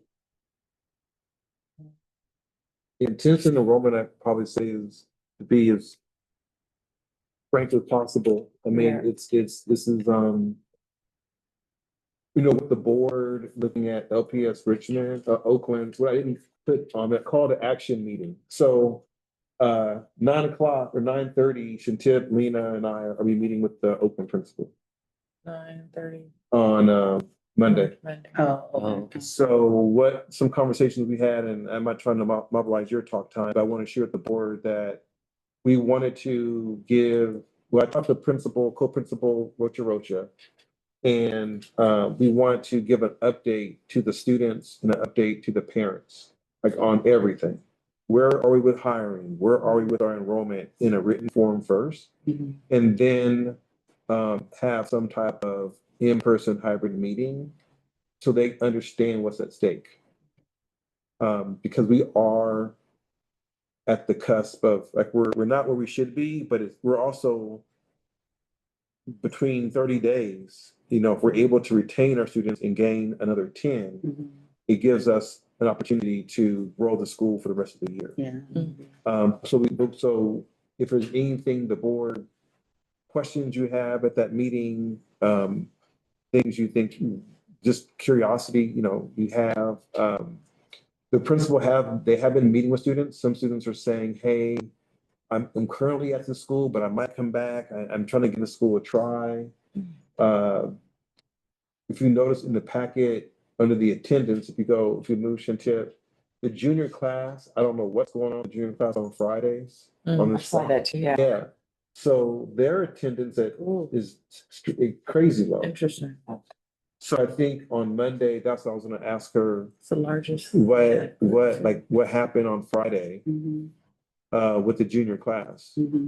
So it's not only, But we don't know what that was like, the attendance was like the rest of the week, right? Maybe it's indicative of something that was happening Oh, the whole week, or it's just, we don't know if like Friday's an anomaly or compared to other Fridays. or comparing to other Fridays, right? Okay, for the ADA from the start of school till last Friday, that junior class is low. They're at overall 71%. So this may be one of those, they're working through the ad drop list. Oh, So, Right, because we can't drop any students until there's 10 days or unless we know for certain that they're They're not not coming coming back. yeah. in another Oh, year. and that's because And you have to so- transfer the CalPAT stuff. Right. So that's part of the work that Chris and Max are doing in checking CalPads to see if the students that aren't, Coming or enrolled elsewhere. and if they are, then they're able to drop them. But if not, then they're still working through. So I mean, you know, I know we have a parent, a lot of your parents and have nieces and nephews, but our initial thought is just to keep it real with the parents and the students right now, and let them know like, hey, this is our situation. And we need to know if you're, number one, staying, number two, if they know family, like, are looking for a school that we're open. We did have 3 students apply in the, one student applied on the 20th, one on the 18th. And so what I've been told is that in Oakland, sometimes families enroll during this period. I don't know. I don't know, Dr. St. Roseman, if your experience working in Oakland schools, the enrollment pattern, but what I've been told is that in East Oakland, that some families do enroll a little bit later sometimes. I don't know. Reflective of what's happening, like what's happening up here. Like a mobility issue. Yeah, in Oakland, it's reflective of what's happening in schools. In terms of that, you know, they enroll multiple places and the kids are trying to see over school. So I understand. Yeah, and then in conversations with Shantip, it's really around like fiscal viability. Yeah. Do we have enough students to actually run a program? And that's we're gonna have to go through that conversation as a board. And then seeing what, because as kids are trying to decide, right? What's the currency? What is it that's happening these next few weeks in the schools where they're like, oh my God, I actually want to stay here. Yeah. And not leave it. So so you're thinking about some different or creative things that Well, will yeah. capture. I mean, I'm thinking about that. So I go back to the, what's the draw, what's the motivation, right? It's when they can sit there and do a lot of the things that we saw them do at home. Because they have a laptop in front of them, they could be at home doing that, like what's the draw? It's, you know, uninspiring. Yeah, and until that's a long-term-ish problem, right? Yeah. But what about, and this is just a suggestion, it may not be their appropriate time, but like class competitions, right? Where they compete against each other to get the attendance up, sophomores, juniors, seniors, and there's some reward afterward, and then a class that has four in a row, or I don't know, that there's incentive and it builds school spirit. And I don't know if each grade level has a color and on the Friday, they wear their grade level color and you do a competition at the end of the day, you announce congratulations to the sophomores, you blah, blah, blah. And I think It may be affordable because of the numbers. yeah, and I think in addition to that, right, beyond just attendance, just in terms of school culture, like what is that thing, right? I may not be interested in competing Pizza bite. for a thing or a pizza party, right? While yes, we know that is important, but what is the thing that will draw the kids? Right. What is the activity that is within budgetary reason that they're like, oh my God, this school offers A, B, and C that other schools that I'm looking at don't, and I feel as if I belong because it's also a sense of belonging as well. Right, and we talked a little bit last year in terms of like social media campaigns, right? Like, and again, like the other 2 schools, not Oakland, you know, having those top tier designations with US News and World Report, like how are the messages getting out there to the broader public about, because again, you guys have you have a lot of those great elective courses, right? You have a lot of the things that you're not gonna see in your more comprehensive, the dual enrollment is a big deal. Like, some people may take that for granted, like this is what we do, but like not everybody does that.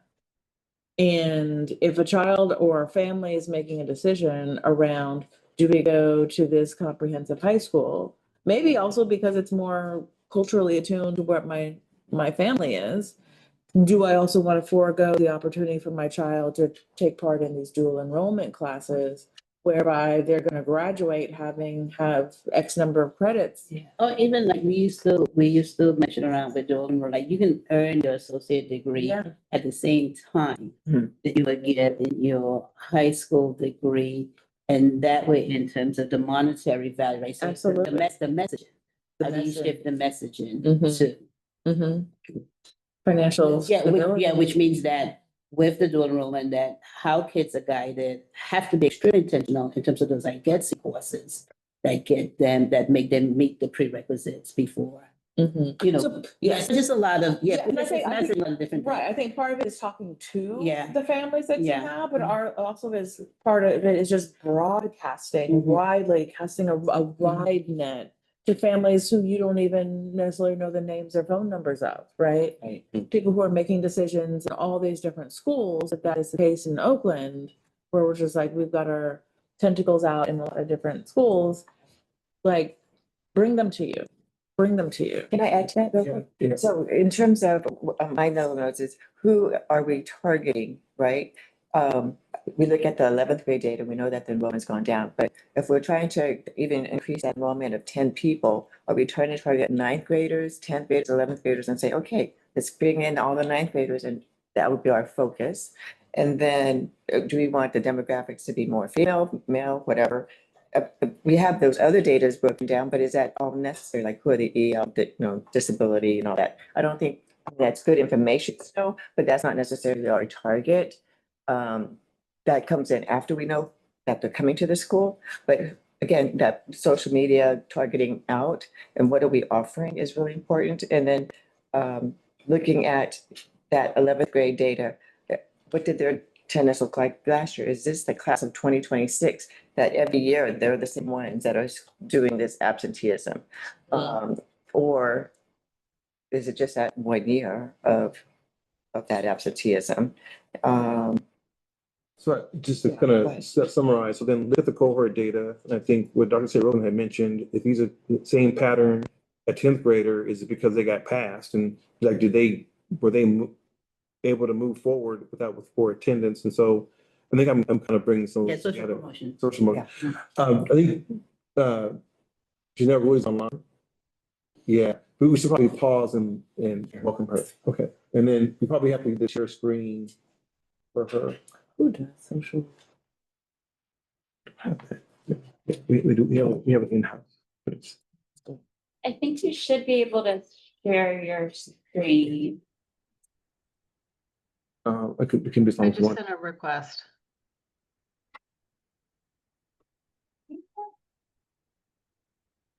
Do you want to be? Try it again now. Yeah, let's see. Okay, did that work? Hi, Janelle. Thank you so much. I know your introduction, and just, Janelle has been tremendous support for me as I entered charters. I came from districts, and so she's been giving me a lot of education on what we can do and not do legally. Do you think 15, 20 minutes is okay, or is that going to make it tough for you? No, I was gonna ask, I want to be respectful of everybody's time, so I'm happy to, if you want me to do 15 minutes or a little more, that's great. Yeah, that'd be great, about 15 minutes, and I'll pass over to you, Janelle. Great, yeah. Good morning, everyone. Thanks for having me as part of your meeting. My name is Janelle Rulli. I'm one of the partners with the offices of Young Midian Corps. We just had our annual firm retreat, so I'm feeling sort of jazzed about the work and all of that. So happy to be joining you this morning. I always like to set the stage about charter renewal, but with this, which is that charter schools it was sort of a grand bargain. It was a sort of a fundamental promise when charter schools became law. And the idea was we are excused from most of the education code requirements in exchange for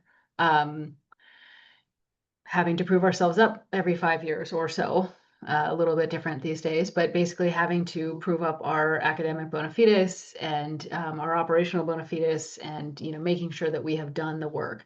So unique among public schools, we have to continue to ask to exist, which is tiring. It's tiring for schools. I see that, but it's just so important that we have to do this. So just with setting the stage with that, I'll kind of go ahead and jump in. Obviously, the LPS crew had a successful 24-25 renewal season, with two of the three schools being renewed. So I know Brent and his team worked very, very hard. He probably doesn't hold a grudge, but I'm still a little bitter that we only got 2 years for R&D.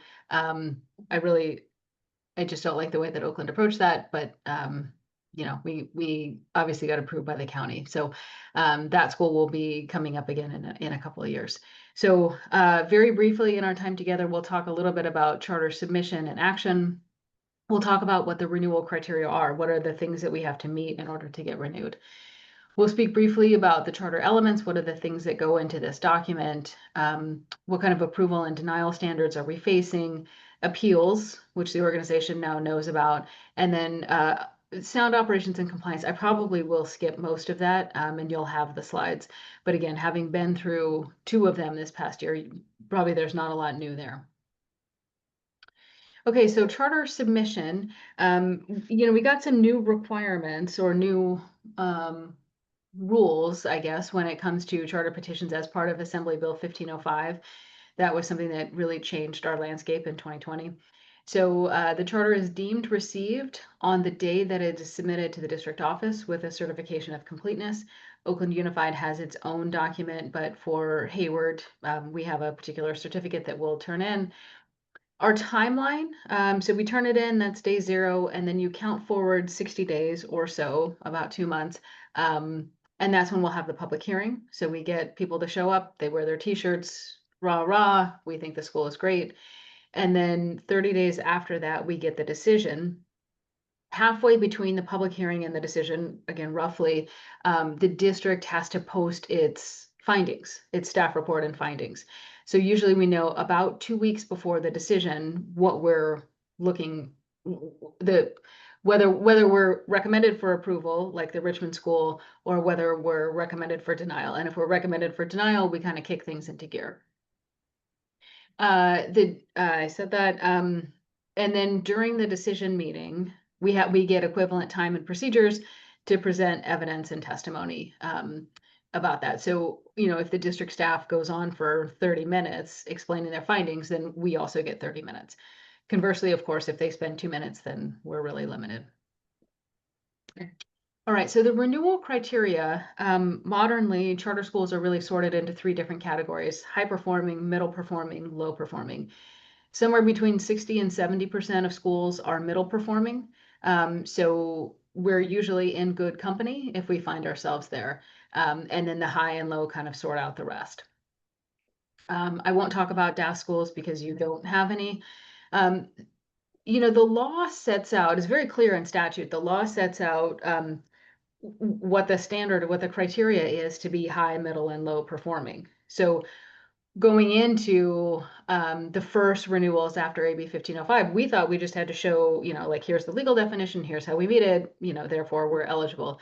But the Department of Education in Sacramento decided, I think they were lobbied by the larger urban school districts, but they basically decided that they would make a spreadsheet of every single charter school in the state, and the CDE sorted charter schools into these categories.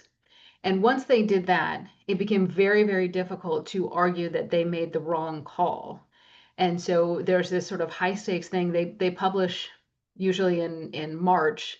So it would have been March of 25. That would be what Hayward, that's the designation that Hayward is using going into this fall. Sometimes the CDE gets it wrong. And so we do have an opportunity to interact with them and say, hey, we think you got it wrong and here's why. Sometimes they change, sometimes they don't. They made a very large mistake in interpreting the statute a couple of years ago. They owned the mistake and then they re-released the file.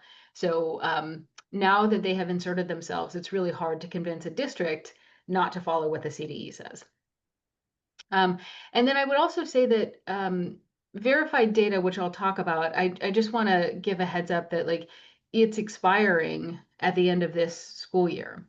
So we're going into a little bit of uncertain ground. Now, it's possible that in the last part of the legislative session that's coming up, I guess they're back in session now, but in the next couple months, it's possible there might be some compromise to add verified data back in. But as of right now, it's sunsetting at the end of the year. And then for the board, we're looking at that NWA data, and I was showing the promising growth. Mm. That's what they're talking about eliminating. So we wouldn't be able to use that no, we wouldn't be able to use map data. We can use it, but the board doesn't have to consider it. I mean, I'm sorry, Gina, for jumping in. Yeah, no, that's exactly right. That was my slight disagreement. Yeah, we can put it in. Nothing says we can't put it in. It's just that they're not bound in the same way to consider it. The reason, so you know the reason behind this, again, back when AB 1505 was adopted, the state has been working on its own growth metric. California is like dead last in the 50 states in creating their own growth metric. I don't know if we're just like being too precious about it, but we're finally like kind of on the cusp of having a growth metric. And Brent, you've probably seen it for some of the schools, but it's still in basically like beta mode. And so the idea was we use verified data for like 5 years. And then in that time, the state's growth metric will come online. Well, nobody anticipated a global pandemic and closing of schools and no testing for 2 years. So it just set everything back, but then nobody changed our timeline for using verified data. So still, you know, a little bit yet to be determined, but as of now, it is expiring at the end of the year. So for middle performing schools like Hayward, what the district has to consider is basically the school-wide and subgroup performance on the state and local indicators on the dashboard. So all of those words mean something. The school-wide number, the subgroup number, and then both on the state indicators and on the local indicators.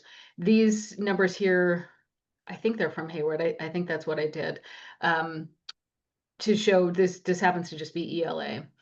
And then the district is supposed to put greater weight on the performances of greater weight on the performance on measurements of academic performance. So that's the CASP English test, the CASP math test, and for elementary schools, the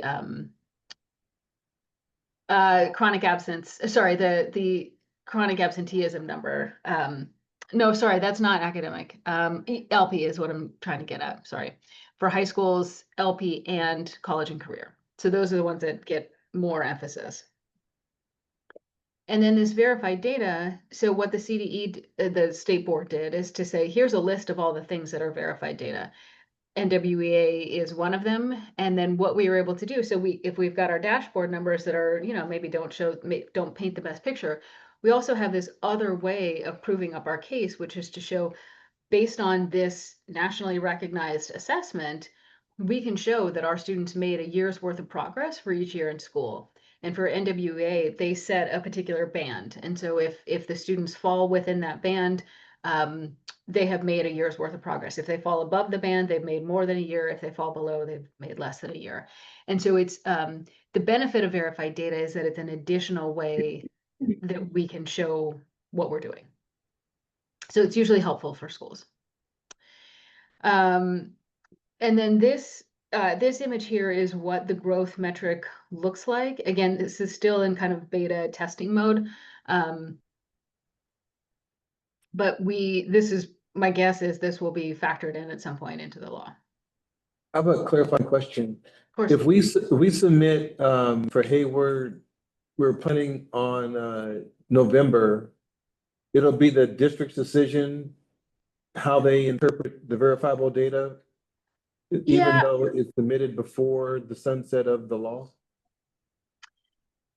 I guess I don't know how Hayward's going to do it, and probably Hayward doesn't know how they're going to do it. Hayward is not as steeped in all of this as Oakland, for example, or probably even West Contra.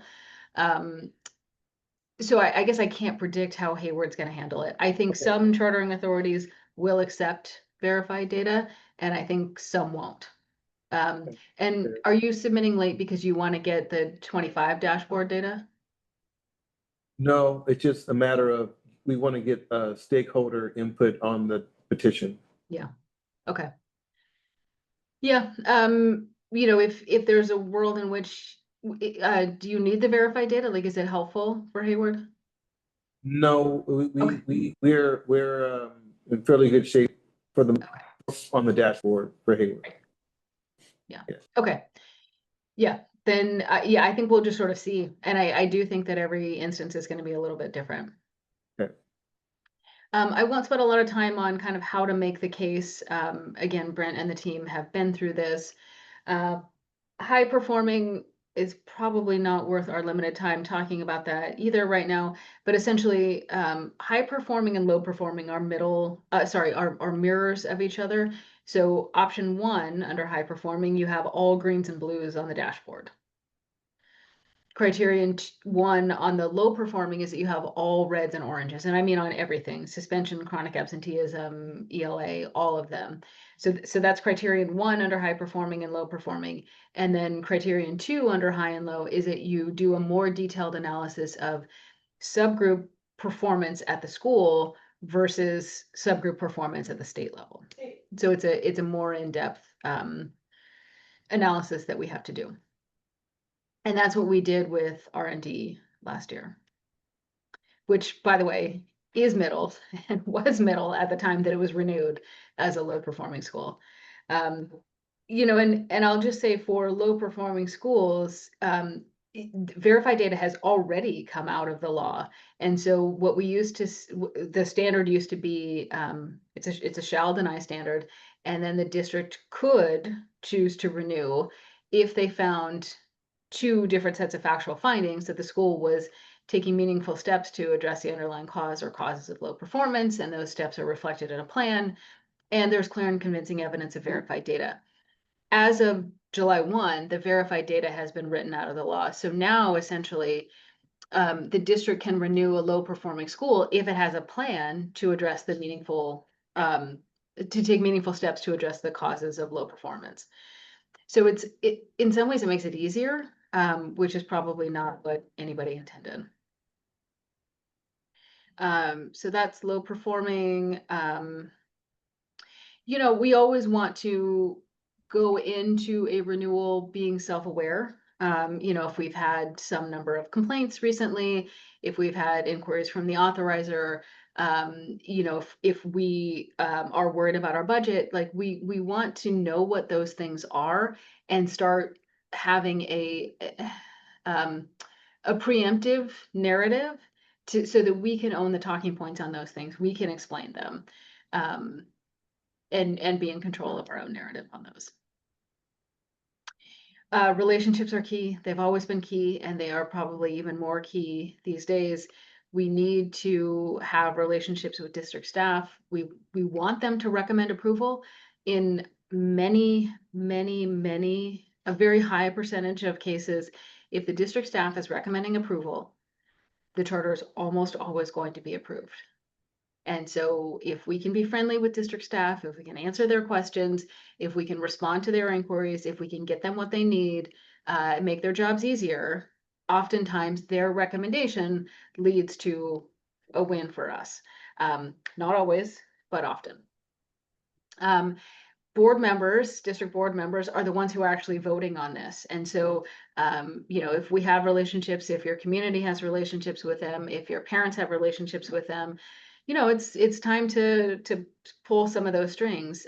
These are elected officials, and they are accountable to their constituents, and your community is part of their constituents. So we can use that political process, can and should. I'm at my 15 minutes, so I'll just say briefly, the charter petition has 15 elements. There are 15 different things that we have to talk about. Many of these don't change from year to year, but usually the first, probably the first 8 or so do change. Suspension and expulsion procedures change. But, you know, we want to make sure that our charter is updated with our current and future plans for the school. We also have to update it for new laws. So you'll see that in the Hayward Charter. And can we just go back one? Yeah, I just you want back to that, the 15 elements. Yeah. So I just want to share the board and Janelle, just so you know, the Hayward staff, I know we're having the charter going a little bit later. They're actually tasked to work on element 1, 2, and 3. Yeah. We want to get that community buy-in. Just so you know, YMC has done a pass on all the 15 elements already, and they've put in, they've redlined where our charter is not up to date. And I just want to just give the board kind of where we are with this. Sorry. All right, pass back to you. Great. So we update for new law. Approval, so the default for charter petitions, and I'll make sure I'm done in 3 minutes. The default for charter petitions is to renew. So the standard is shall not deny unless you make findings. So that, again, the default becomes to renew. The findings for denial sort of depend on what level it is. For a middle performing, I actually think of this as a default approval standard because the district would have to make findings that the school has failed to meet or make sufficient progress toward meeting standards that provide a benefit to students. That's a mouthful. More importantly, they have to make a finding that closure of the charter school is in the best interest of the students. I think that's a really high standard to meet. I think you would have to show that the other schools that these students would go to are performing better than Leadership Hayward. And I don't think that's true. And I think it's a difficult thing to do, but they would have to make that finding as a middle performing school. They also could deny, and Brent, you probably observed some of this, particularly in Oakland. They could deny with a finding that the school is unlikely to successfully implement because of substantial fiscal or governance factors, or not serving all students who wish to attend. These are new things from AB 1505, and they require a cure and correct back and forth process. So again, it's a higher standard for denial on that. And then just very briefly on appeals, again, some of you may have lived through this. If the charter is denied by the district, we have a de novo appeal right to the county. De novo means brand new, fresh eyes. The county looks at the charter as though it had come to the county in the first instance. They can review what the district said, but they are not beholden to it. They are not supposed to rely exclusively on what the district said. This is not a review of like, did the district do the right thing? Yes or no. It's a review of the whole charter, all the standards, same process. We have to appeal within 30 days. And then the standard on appeal to the state board is much higher. It's an abuse of discretion standard. So given appeal possibilities, we always want to submit early because it's about 3 months through the district level and about 3 months through the county level. So that's 6 months. The school year itself is about 9 or 10 months. So it's most of the time there. And I do see we're at our 20 minutes, so I'll probably stop here. The rest of this, you can read on your own or not read on your own. I know Brent and the team are aware of pretty much everything that's in here.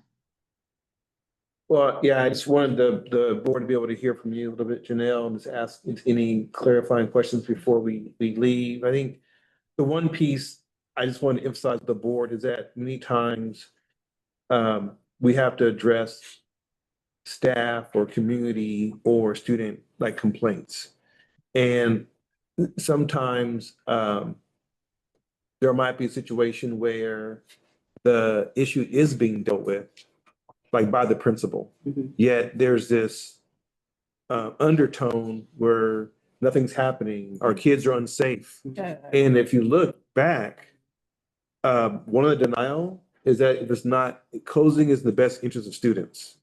So if we have parents and students who actually love the school, but then maybe they have this one issue where they just feel they're not being heard and they're really rallying the cage, it can come back to be a problem for us. So I think that's the piece where I wanted our board to know and for our community to know that if you have a serious problem, yes, we will deal with it. However, if you take it to levels where maybe it's inappropriate, it can end up having deleterious effect on the organization in terms of its being open. Yeah. So anyway, I know it's kind of a long speech, but just to make sure we educate our communities. Because there won't be a job or there won't be a school Right. to complain about. Yeah, yeah. But even I think one step before that, maybe I don't want to Okay, keep Jenna on, I don't know. you have a question for Janelle? No, Okay. I do, Oh. ask you a question. It's like in the case of Oakland, where it's just 2 years, like it's just a quick another turnaround before we have to appear. And I know there's de novo, right? Like everything is brand new. To what extent can the charter authorizer say, well, when you came here the first time, like a year ago, this was an issue. I'm really like, instead of like looking at the data with the fresh eyes, just like, because it was just a minute ago that Yeah. right. Yeah. What's the It's a great- likelihood? Yeah, it's a great question. So now that R&D is authorized by the county, we don't go to Oakland anymore. We're just going to go directly to the county. So we are going to be their school coming to them for renewal. And so, they're like, we're not appealing anything. It's, it's their standard in the first place. Yes, they could say like, we don't think you're cutting the mustard or, whatever, but they still have to fit their findings into the reasons that are set forth in law.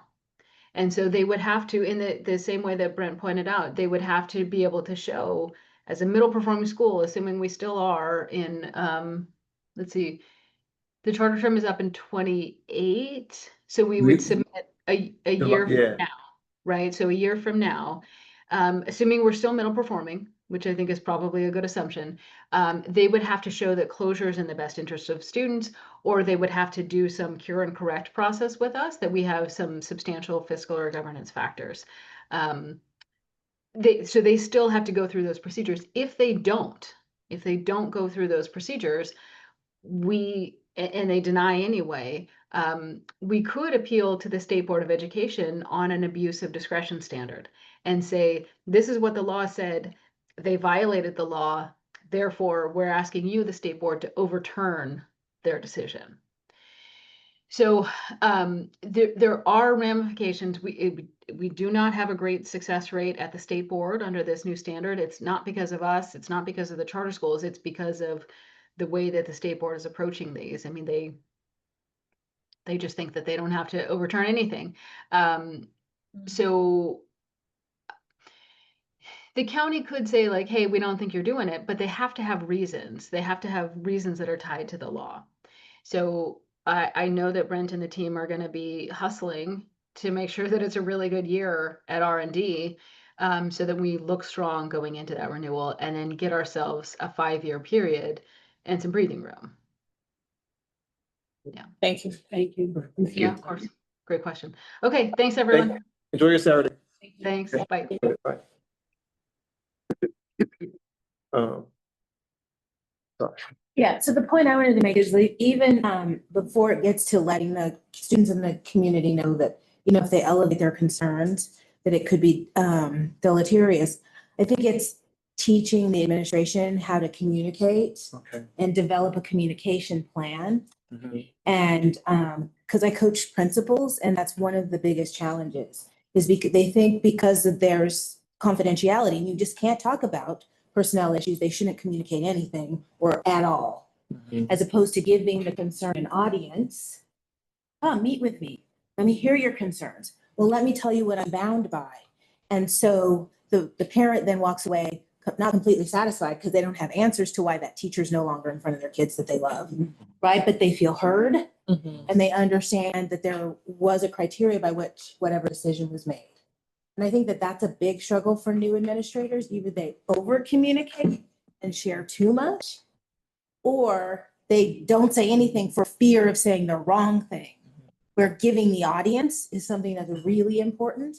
And so that even gets rid of that, letting the community know that if they take it to a higher level, it's like giving them an audience at the school. And it takes a lot of time on school leadership's part to do that. But I think that's a way that you keep parents happy is you give them as much information as possible.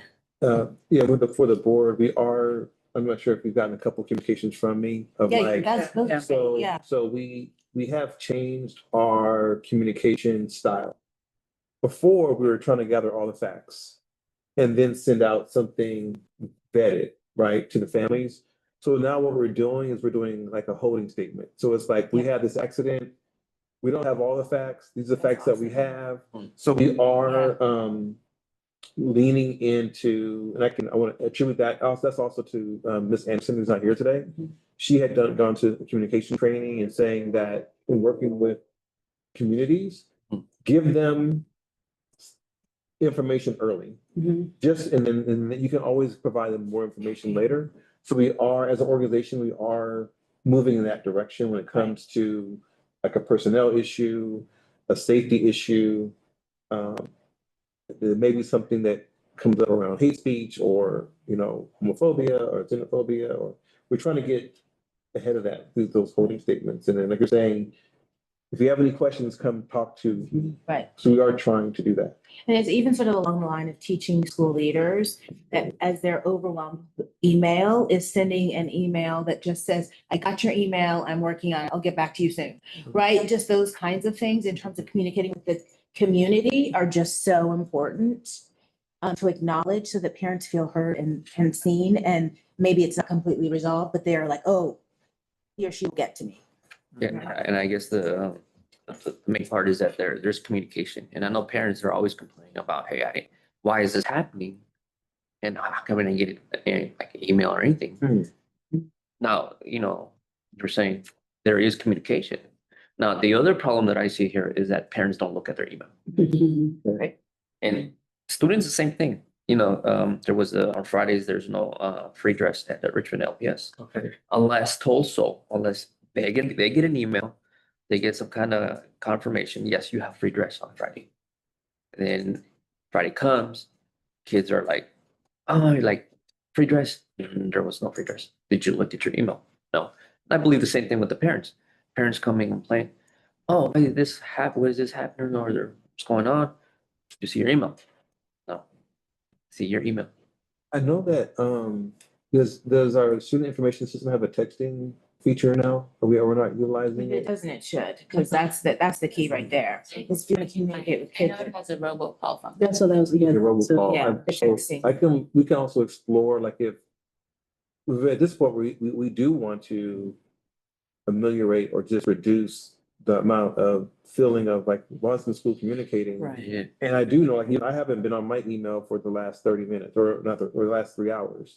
So, but the texting, I think, is something where we evolved. Yeah. So, And parents can opt in, and I have an 11 and 13-year-old, and that's the primary I actually prefer email because I can keep track of things better, but they text a lot Yeah. and you can opt in. So, I can choose to just get the emails.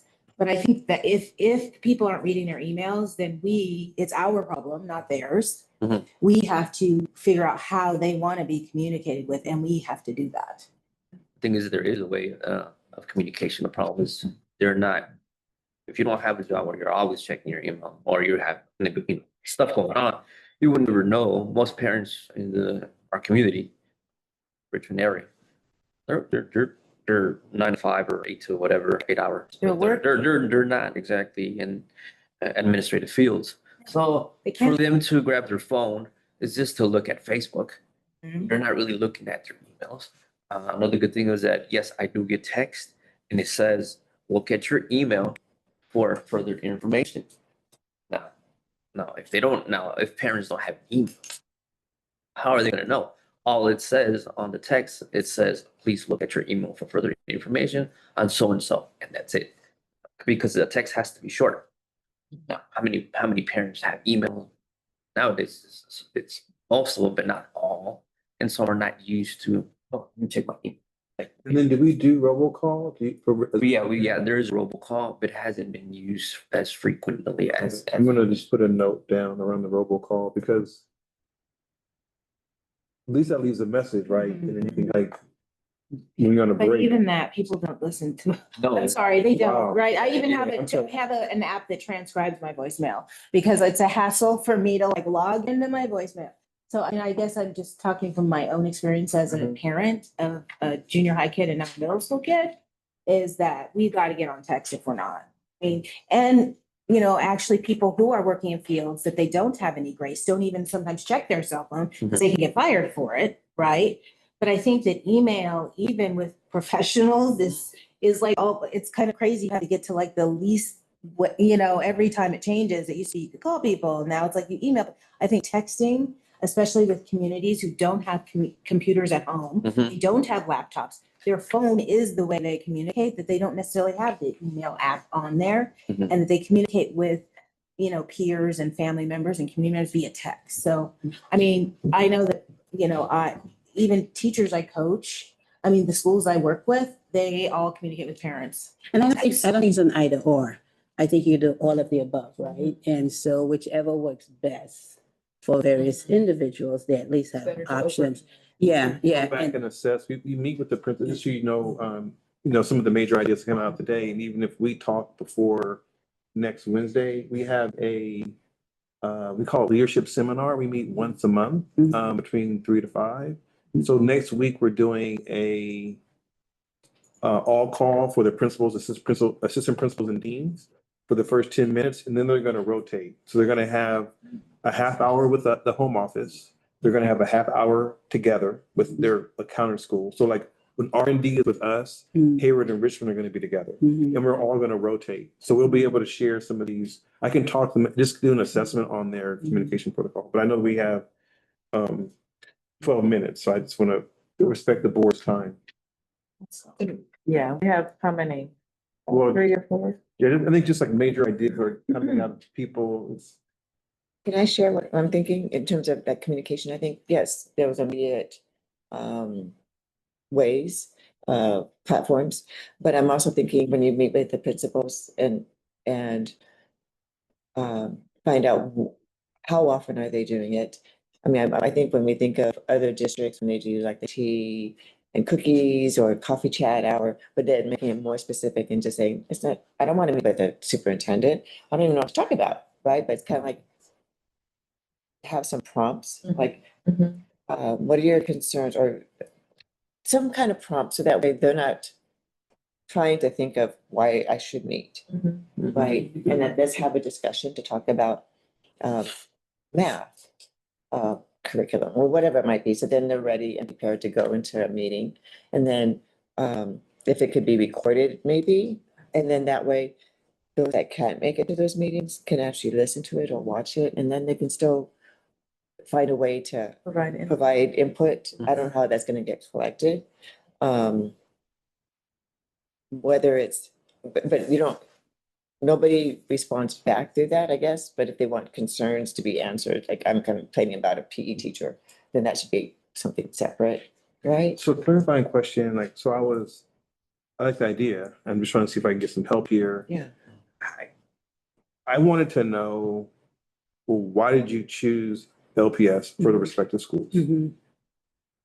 Or why did you leave LPS, or why are you considering leaving LPS? So then we would know these are things that we should build up, and then these are things that we need to work on. But then I don't know how, like I was thinking of a survey, but like our parents and students gonna show up for something like that? I don't know if they're gonna show up. I mean, obviously, you have to fail to learn. But essentially, that was one thing I wanted to understand is, well, why are you choosing us? So what's to be very clear, so we can build that up. Why are you leaving us or considering leaving us? And for parents and students to feel okay giving us that information. But like you're saying, they're also got me thinking about if we have a town hall on enrollment, we can have a town hall on math, or town hall in some of these other areas, because what you saw on that presentation is all about the dashboard now. And I wanted to also share with the board that the state has like an interim assessment test, a formative test that we have an option to give that's supposed to mirror the test. That's right. So they give us the answer, like they give us the testing format Mhm. as an organization is hit or miss in our classes. Like, do we actually expose the kids to the state practice tests? So one of the conversations we're having with the principals is because there's no verifiable data out there anymore, we're really left to, we're left to the state tests. The SBAC. And if we don't give our kids practice on the state tests, obviously they're not gonna do well on it. Right. So I'm kind of when I was thinking of the Richmond renewal coming up in 2030, I feel like those students all should be very familiar with the CAS. But anyway, I know we're bird walking a little bit, but I wanted to share that we can't rely on the NWA and post-secondary data anymore. We have to basically knock the CAS test out the park. And the other just reality for us, we only test 11th grade. Right. We're being compared to the state that's using grades 3, 8, and 11. Mhm. So our kids have to really be on point. I would encourage, I think it's called the IB, I forgot what it's called. I would encourage it because then you're looking at, when you disaggregate the data for SBAC and you're looking at what are those power Standards? yeah, that's being targeted because it is disaggregated for us to know what's the exposure and then coaching those 11th grade teachers on that because the stakes are high that junior year. And even at Minson, he had to miss it like 3 times a year before they take the actual SBAC so that you're receiving some data. Teachers have fit about it because they're like, oh my God, you're disrupting. Yeah, but it is critical, especially now that the verifiable data can no longer be used to be able to look at. And I'm just curious if the students will feel as if the academic rigor is better. Like, I don't know. Like, I know that this test doesn't measure how intelligent you are, but I'm still curious. We get dinged for kids graduating, not being prepared for college or not being able to read. And so if we do push these state standards and have those conversations with students about, do you feel your academic identity is increasing? And so, yeah, I'm doing a lot of talking to them, but I'm just sharing, these are the thoughts that we're having right now with the principals, is that those formative assessments from the state, we got to get them in to our classrooms for our 9th graders, our 10th graders, and 11th graders, so that we're ramping them up over the 3 years. Yeah, The other really easy, non-disruptive way to start integrating test prep, so to speak, is have every classroom, every Tuesday, the warm-up is a sample cast question. And so from every week, they're getting samples of the types of questions and they become familiar and their routine. So when they see them, and I'm just talking not all content, right? I'm just talking about the way the questions are asked or so then, and then the teachers don't feel like they're compromising what they believe in and they're teaching to the test, but it's a school-wide effort to every Friday or whatever, teach or give an example and have everybody use it. So everybody's familiar. Yeah. And And that's that, in every class, that's 5 times. over a month. that has to be paired with pedagogy Yeah. and teaching strategies, right? Which I think it gets back to some of the math data and the ELA data that we're talking about. Like, if they don't have it's great to have PD on the curriculum, but like, what's the pedagogical strategies, the pedagogical content knowledge that they have? And I think, yes, exposure is great, structure is great, familiarity is great. You test that, take down some of that test anxiety that kids have, but like, if they're not being taught how to break down those questions, right? Into manageable chunks of knowledge, like, we just test them all day long. Like, you could be as familiar as you want. If you don't know, if the teacher doesn't help you, and I would say to that, Well, that would be part of it, obviously. Yeah. maybe not, But not obviously, obvious, yeah, right? not so obviously, yeah. That's you instruct the teachers, you teach the True. teachers how to do the. True, but you also have to, so you can teach the teachers, right? but you also have to make sure that teachers are putting what you're teaching in practice. Right. And then in addition to that, and I think it's all about teaching to the test, right? We're in this meritocracy here in this US. The US, unless the kids are in a totally different country where they're not assessed based on the standardized test, folks have got, regardless of what their philosophy is, right? How racist, biased, whatever it is that these tests are, we do a disservice to Black and brown children when we're not teaching them how to engage and master these tests. And in addition to that, juxtaposed to, you have kids who are getting A's and B's and high grades. And then when you look at the statewide data, it's, it's incongruent. Yeah. And so, and it's also engaging the students around the discourse Right. of state testing so that they understand. So it's not just happening to them, but they're active participants Mhm. of this. So Right, it's a right. shift. It's a shift, a cultural shift for the student. And I would just say double down on what those strategies are. Yeah, yeah. And the strategy is being taught consistently from content to content to content, like the Exactly. same strategy. Exactly. Because you can teach math in the using ELA strategies. Yeah, absolutely. Very, very effectively. Yeah. Right? You have Right. word problems. They need to know how to break down word Deconstructing problems. text, Deconstruct it. Right? And so like if a child is exposed to a strategy repeatedly Right. across all content areas, then they're gonna have a greater success at implementing that Mhm. when the time calls Yeah. for it. So I think one thing for the board is to, like, as we're, I'm meeting with you, and, what questions do you want for the senior director position? We're working with the stakeholders, but, I have some questions I want for them, but it may be questions around supporting, effective student instruction in the classroom.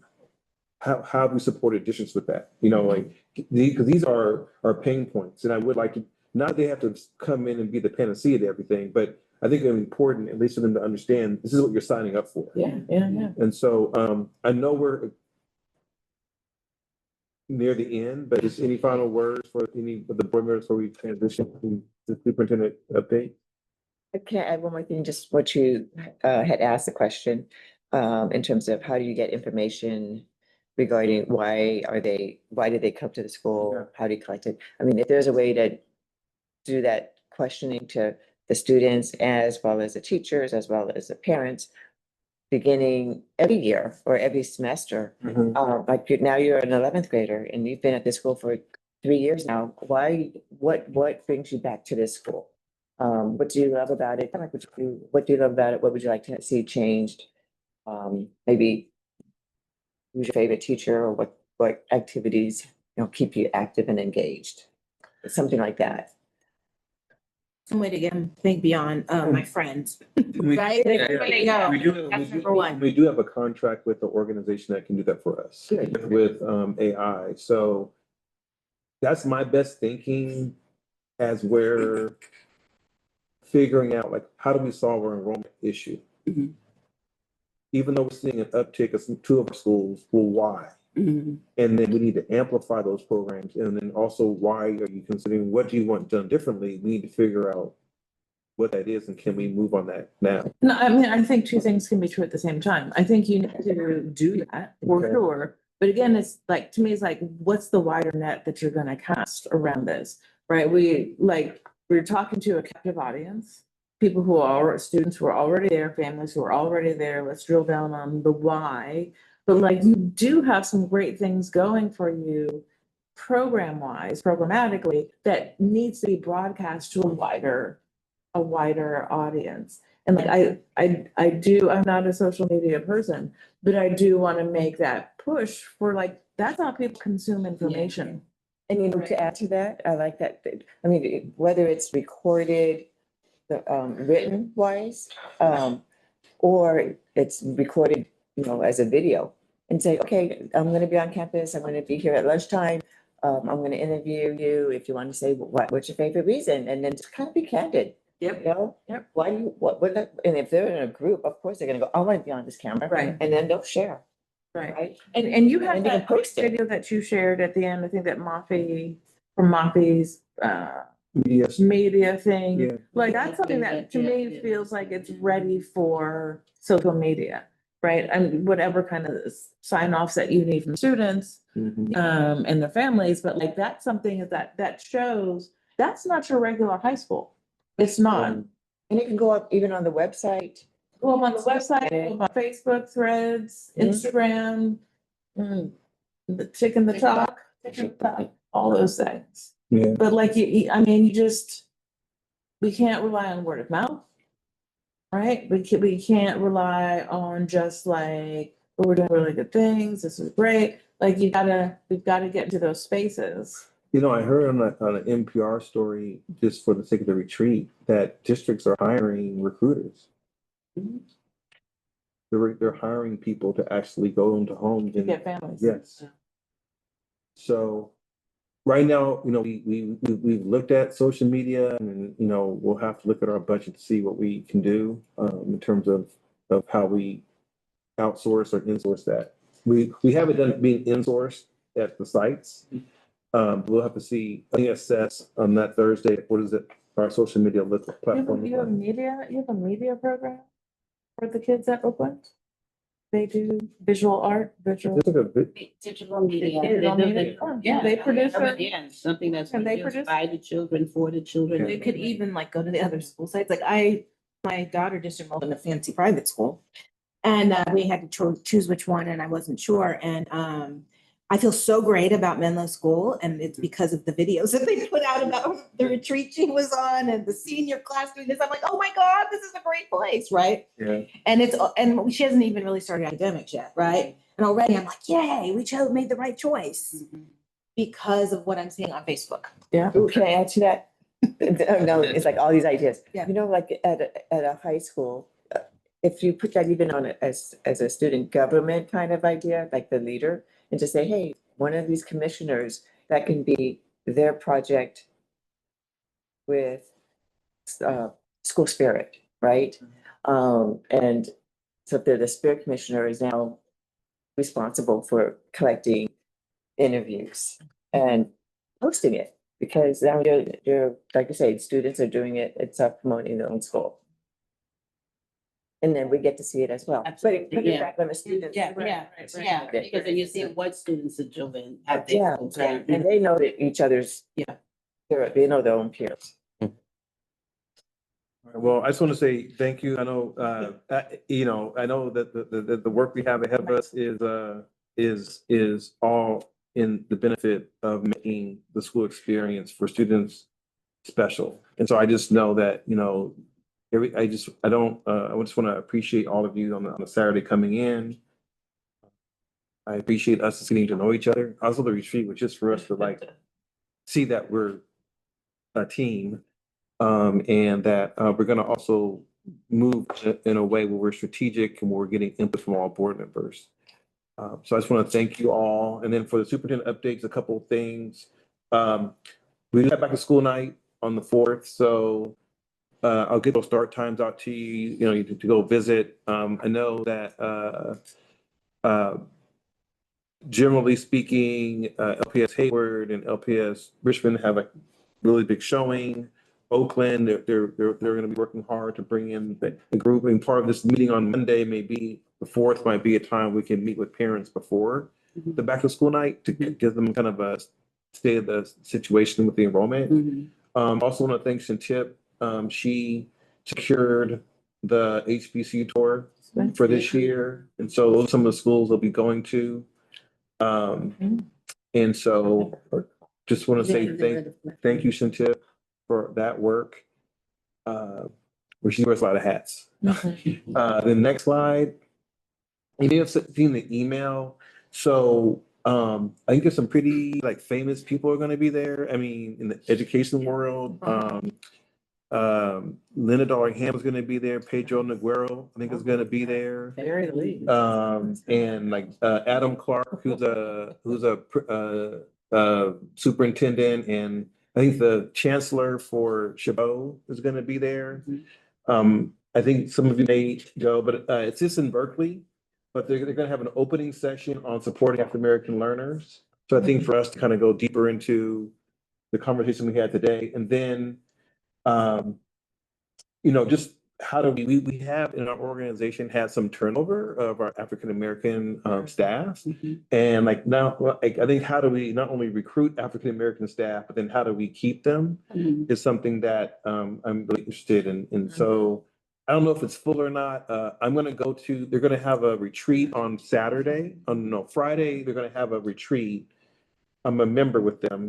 And then Saturday I'll be at this event. So I can always report out with the board on how the event went, but principals are also gonna go. So what So we if you can- wanna go? You're right. What's that? But what if we wanna go? So I'll resend the link. My note. I'll resend the link. But I sent you a link. And then if you want to go, you can sign up. So if you check your email, You mean my text? No. your phone message.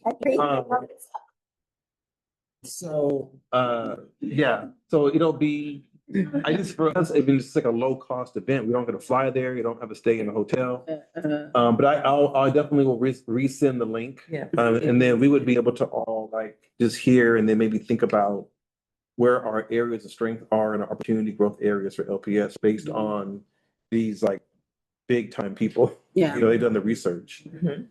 That's my update for superintendent. Now to this board comments. Do we have any board comments? Well, I was just gonna say, I really appreciate all this information and how thoughtful you are about thinking about, especially the sort of achievement results and also the attendance about like, we need to look at like why it's happening. Whether it's an anomaly or we're doing something that's really working so that we can replicate it. So I feel like you put a lot of thought into this and I really appreciate it. And I appreciate that. I do value each of you and I want to make sure I'm giving you, your time is valuable. So I appreciate that. And I echo that as well. Coming on new and just being familiar with the 3 different schools and understanding this whole process. And very thorough information. I know that the next meeting that we have, I'll be joining you guys online. And I just want to also, I mean, I didn't do a board, I'm not a board member, but I just want to like thank Sophia. She did all this like. Tip. They do a lot of the, and even when who's not here, they do a lot of the prep work. Yeah. They did a Appreciate it. huge amount of lift for this today. So I just want to say thank you. Post Paris. Yeah, Thank yeah. you so much. I think my jet lag's gone. Well, can we get a motion to adjourn? Motion to adjourn the meeting. A second? All in favor? Hi. Okay. The meeting is adjourned at 12:09. Good break. Yeah. I'm noticing some Pieces, yeah. That- it's that- a- yeah.